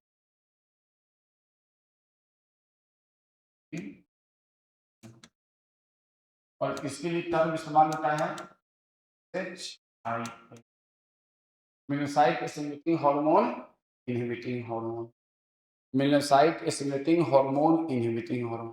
तो आपको ये याद रखना है कि क्या सारे इंडोक्राइन स्ट्रक्चर जो कि एडिनो हाइपोफाइसिस में है उनकी एक्टिविटी को इनहिबिट किया जाता है हाइपोथैलेमिक हार्मोन से, यस या नो? सारे इंडोक्राइन 5 इंडोक्राइन स्ट्रक्चर है इसमें, 5 डबल के 6, 1 2 3 4 इधर वाला 5 और उधर वाला 6, तो 6 इंडोक्राइन स्ट्रक्चर हैं और उन सारे की एक्टिविटी को इनहिबिट किया जाता है हाइपोथैलेमिक हार्मोन से, या उनमें से सिर्फ 3 को? सिर्फ 3। इसलिए इनहिबिटिंग हार्मोन कितने हैं? 3। और रिलीजिंग हार्मोन में इन 6 के 6 की एक्टिविटी को स्टिमुलेट किया जाता है, इसलिए 6 के 6 क्या है? Releasing hormone. तो रिलीजिंग हार्मोन कितने हैं? 6 और इनहिबिटिंग हार्मोन कितने हैं? 3। कोई दिक्कत? तो टोटल है और रिलीजिंग हार्मोन कितने हो गए? 9। और 9 में से 6 रिलीजिंग, 3 इनहिबिटिंग और प्लस हाइपोथैलेमस के टोटल अपने आप में कितने हार्मोन है? 11। 2 फॉर 2 फॉर न्यूरोहाइपोथैलेमस एंड 9 फॉर एडिनोहाइपोथैलेमस। कोई दिक्कत? यहां तक किसी को कोई तकलीफ हो तो बोलो। अब एक वर्ड है पिट्यूटरी स्टॉक। कौन सा वर्ड? पिट्यूटरी स्टॉक सुना है? What is pituitary stock? हाँ बताइए लास्ट में। What's your name? आपका फर्स्ट क्लास है आज? What is pituitary stock? कल का लेक्चर जरूर देखिएगा, हालांकि कल हमने बहुत कम पढ़ाया था। हाँ पिट्यूटरी स्टॉक क्या है? आइडिया कुछ नहीं? आपका फर्स्ट है, आप तो कल थे यहाँ पे, कल नहीं थे, आपका फर्स्ट है। व्हाट इज पिट्यूटरी स्टॉक बताइए।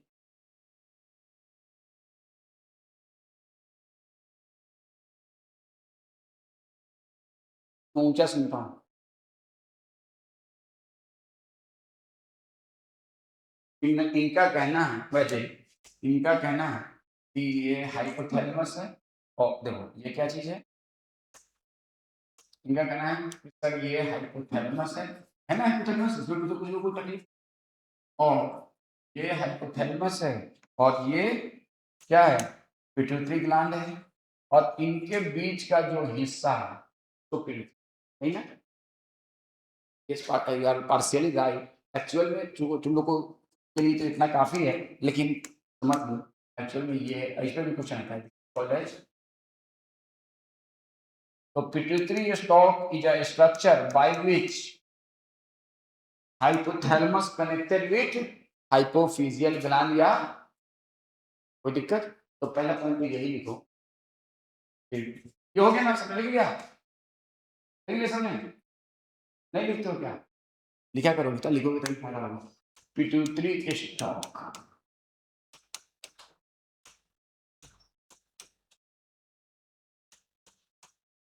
और structure by which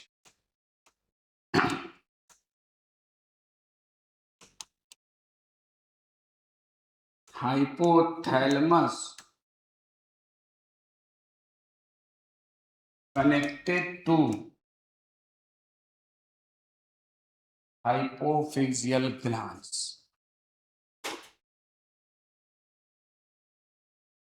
hypophyseal gland is the name of, बोलो। मैं जानबूझ के हाइपोफिजियल लिख रहा हूं ताकि ये तब आपको याद हो जाए। पिट्यूटरी। अब मैं अगर पिट्यूटरी स्टॉक का क्वेश्चन है नीट का, अगर मैं इसका क्रॉस सेक्शन लूं, क्या लूं? Cross section. इसके क्रॉस सेक्शन में हमको क्या क्या दिखेगा? Hypothalamic hypophyseal portal vein and hypothalamic hypophyseal tract. नहीं दिखेगा? नहीं दिखेगा? तो इसका क्रॉस ऐसे काट लिया रे, इसको ऐसे काट लिया और काटने के बाद इसका हमने कैमरा ले जाके इधर से फोटो खींचा। कैमरा ले जाके मैं अपना पर्सनल और प्राइवेट कैमरा, तो इसमें आपको क्या क्या दिखेगा? इसमें आपको ये ग्रीन वाला दिखेगा। ये क्या है? ये ग्रीन वाला। ये व्हाइट वाला दिखेगा। दिखेगा या नहीं बोल? दिखेगा कि नहीं?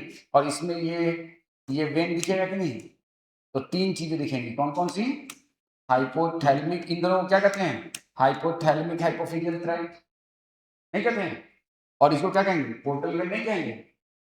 तो क्रॉस सेक्शन में क्या क्या दिखेगा पिट्यूटरी स्टफ के, portal vein and hypothalamic hypophyseal tract. तो लिख लो pituitary stalk cross section show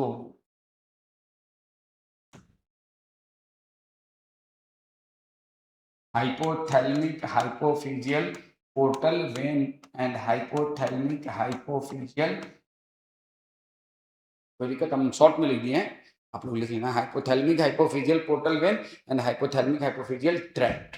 एक या दो ट्रैक्ट, एक या दो ट्रैक्ट बोल, कितना ट्रैक्ट है, ये एक ट्रैक्ट है और एक कौन सा ट्रैक्ट है, एक ये, हाउ मेनी ट्रैक्ट, तो हाउ मेनी ट्रैक्ट, तो अब चाहे तो मैं यहाँ पे क्रॉस सेक्शन बना के बता ही देता हूँ, क्रॉस सेक्शन ऑफ, और इसमें हो गया एक और एक हो गया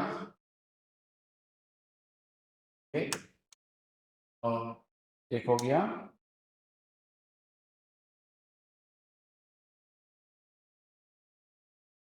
क्या है, हाइपोथैलेमिक हाइपोफिजियल पोर्टल, और ये क्या हो गया, ये और ये दोनों दो hypothalamic hypophyseal tract.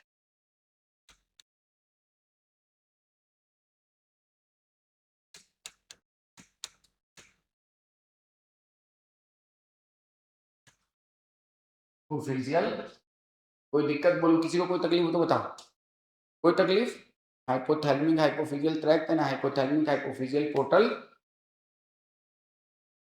structure by which hypothalamus connected to and pituitary is the cross section show, ये नीट का क्वेश्चन है, आपको याद रखना, ठीक है।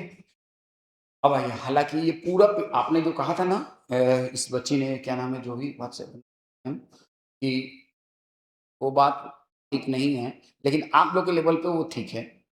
आपने कहा था कि ये पूरा पिट्यूटरी स्टफ नहीं कहलाता है, सिर्फ इतना कहलाता है, उसके बाद ये कहलाता है मेडियन एमिनेंस, ये कहलाता है पार्स ट्यूबरालिस, आपको जरूरत नहीं है, सिर्फ ये वाला कहलाता है, लेकिन आपके लेवल पे that is more than enough, आपके लेवल पे वो बात उतना ही सफिशिएंट। कोई दिक्कत, यहाँ तक कोई किसी को दिक्कत, तो अब आ जाओ हम लोग देखते हैं अपने एनसीईआरटी के बुक को, बुक में इस हाइपोथैलेमस वाले पोर्शन में आप पढ़ोगे आपको लगेगा कि मजाक किया, इतना अजीब तरीके से, इतना बेवकूफ़ी वाला लैंग्वेज इस्तेमाल किया है, और कुछ भी, ये कभी न्यूरोहाइपोथैलेमस की बात करता है, कभी ये डिनोहाइपोथैलेमस की, और अभी आपको दिखेगा, शायद आज से पहले भी आपको दिखा होगा, लेकिन शायद आपने ध्यान नहीं दिया, जरूर दिखा होगा, जो भी बच्चे तैयारी किए होंगे उन सबको दिखा होगा, लेकिन उन्होंने ध्यान नहीं दिया होगा, क्योंकि ध्यान देने के लिए मेहनत करना पड़ता है, और वो तो करना हम लोग चाहते हैं।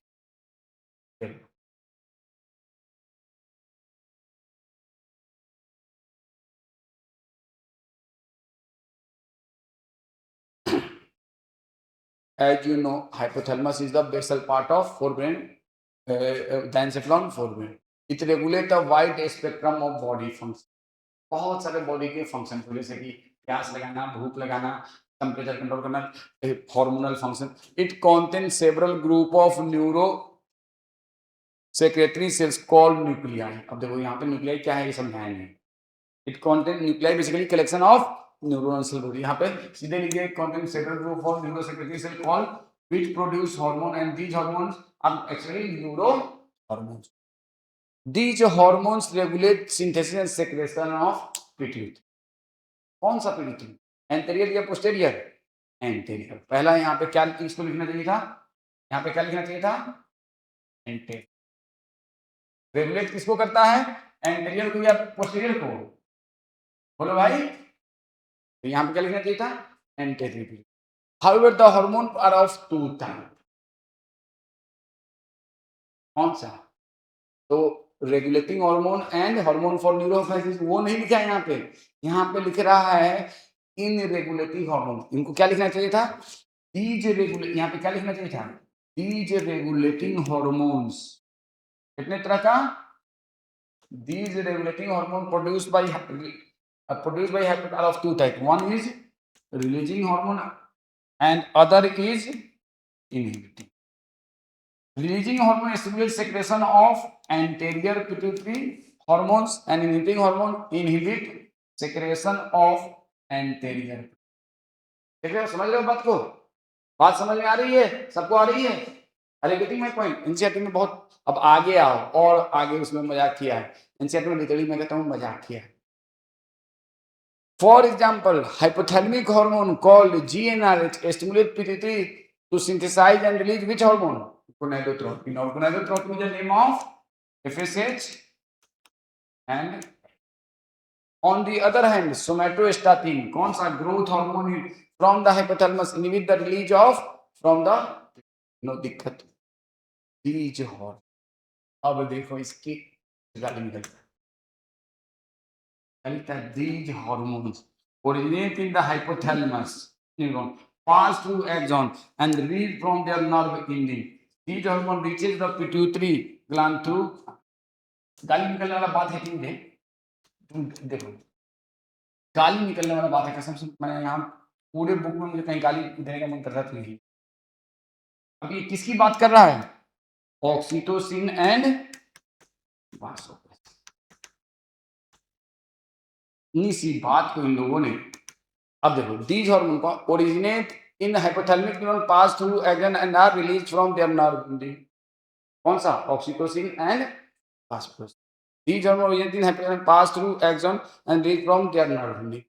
अब यहाँ पे ऑक्सीटोसिन, वासोप्रेसिन और साथ में ये हार्मोन है रेगुलेटिंग हार्मोन, दोनों की एक साथ बात कर दिया है। अब देखो डायग्राम पे आना पड़ेगा। कहाँ पे आना पड़ेगा? डायग्राम। ये बताओ यहाँ पे ये हार्मोन पास हुआ यहीं पे आएंगे, कहाँ पे? हाइपोथैलेमस में। और ये बना और कहाँ है? न्यूरोहाइपोथैलेमस। तो ये दोनों की बात कर, ये दोनों की बात कर, आगे पढ़ो, दोनों की बात कर। अब आ जाओ, अब regulating hormone reaches the pituitary through a portal circulatory system and regulate the function of anterior pituitary. हाँ कोई दिक्कत नहीं। उसके बाद लिख रहा है the post under the direct regulation of neural regulation of hypothalamus. कोई दिक्कत? डायरेक्टली तो न्यूरॉन आता है ना, उसमें कोई अपना ग्लैंडुलर एक्टिविटी है नहीं। और एनसीईआरटी में ही एक लाइन लिखा हुआ है, क्या आपको आगे मिलेगा कि oxytocin and vasopressin produced in hypothalamus and transported externally and stored in posterior pituitary और न्यूरॉन। कोई दिक्कत? तो बड़ा अजीब सा हमारे बुक में ये सारी बातों को लिखा है। अब देखो ये वाली बात जो है ना, these hormones pass through axon and are released from their nerve ending। अब कहाँ किसकी ये? तो ये बेसिकली ऑक्सीटोसिन, वासोप्रेसिन, ये कहाँ पे? पोस्टीरियर पिट्यूटरी में। और ये कहाँ पे? हाइपोथैलेमस के अंदर इटसेल्फ। हाइपोथैलेमस के अंदर एक थोड़ा सा क्लैरिफिकेशन करके, और ऊपर में देखो क्या क्या लिखा है ऐसे ही। Regulate these hormone regulate the secretion of pituitary hormone. कौन सा हार्मोन? तो भाई मेरे जो रेगुलेटिंग हार्मोन्स है। और कहाँ का? Anterior pituitary. लेकिन कहीं भी क्लियर बात को आपके नहीं लिखा है। अब जैसे यहाँ सोमैटोस्टेटिन लिख दिया है, लेकिन ये नहीं लिखा है इसका दूसरा नाम ग्रोथ हार्मोन इनहिबिटिंग हार्मोन। अब बताओ हमने टोटल कितना हार्मोन देखा अभी तक? अभी तक हमने, प्लीज लिसन, मैं एक बहुत इंपॉर्टेंट बात बता रहा हूँ, उसके बाद छोड़ दूंगा। अभी तक टोटल हम लोगों ने 18 हार्मोन के बारे में पढ़ा। कितना हार्मोन के बारे में? हाँ, और सर कौन कौन सा?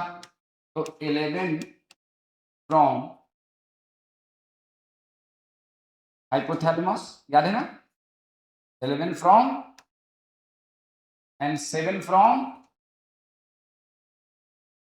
हाइपोफाइसिस। हाइपोफाइसिस कोई दिक्कत? 11 from hypothalamus and 7 from hypo. तो टोटल कितना पिट्यूटरी हार्मोन हो गया है? 18। How many pituitary hormone? 18। 11 from hypothalamus, 7 from hypo. तो टोटल कितने हो गए? 18। इनमें से ये दो है, 2 फॉर पोस्टीरियर पिट्यूटरी, लिखना चाहो लिखो, लिखना चाहो, एंड 9 फॉर एंटीरियर पिट्यूटरी। और ये कौन से हैं? Regulating hormones. ये कौन से हैं? अब इन सारे हार्मोन्स का केमिकल नेचर क्या है? प्रोटीन है, स्टेरॉयड है, प्रोटीन या पेप्टाइड है, स्टेरॉयड है, अमाइनो एसिड डेरिवेटिव है, अमाइनेटेड आयोडीनेटेड अमाइन है, कौन सा? ये सारे हार्मोन, ये 18 के 18 हार्मोन। कल बताया था ना केमिकल नेचर हार्मोन का, तो उसमें हमने बताया था कि प्रोटीनियस हमने बताया था कि स्टेरॉयड हमने बताया था कि आयोडीनेटेड हमने बताया था कि अमाइनो, तो ये सारे के सारे हार्मोन कौन से हैं? ऑल दीज हार्मोन्स, कौन सा? All hypothalamic hormones and all pituitary hormones या हाइपोफिजियल हार्मोन, केमिकली पेप्टाइड या प्रोटीनियस एक्सेप्ट वन, सिवाय एक को लिख लो। ये एकदम क्वेश्चन, आपको ये बात याद होनी चाहिए। All hypothalamic hormones, all hypothalamic hormones and pituitary hormones are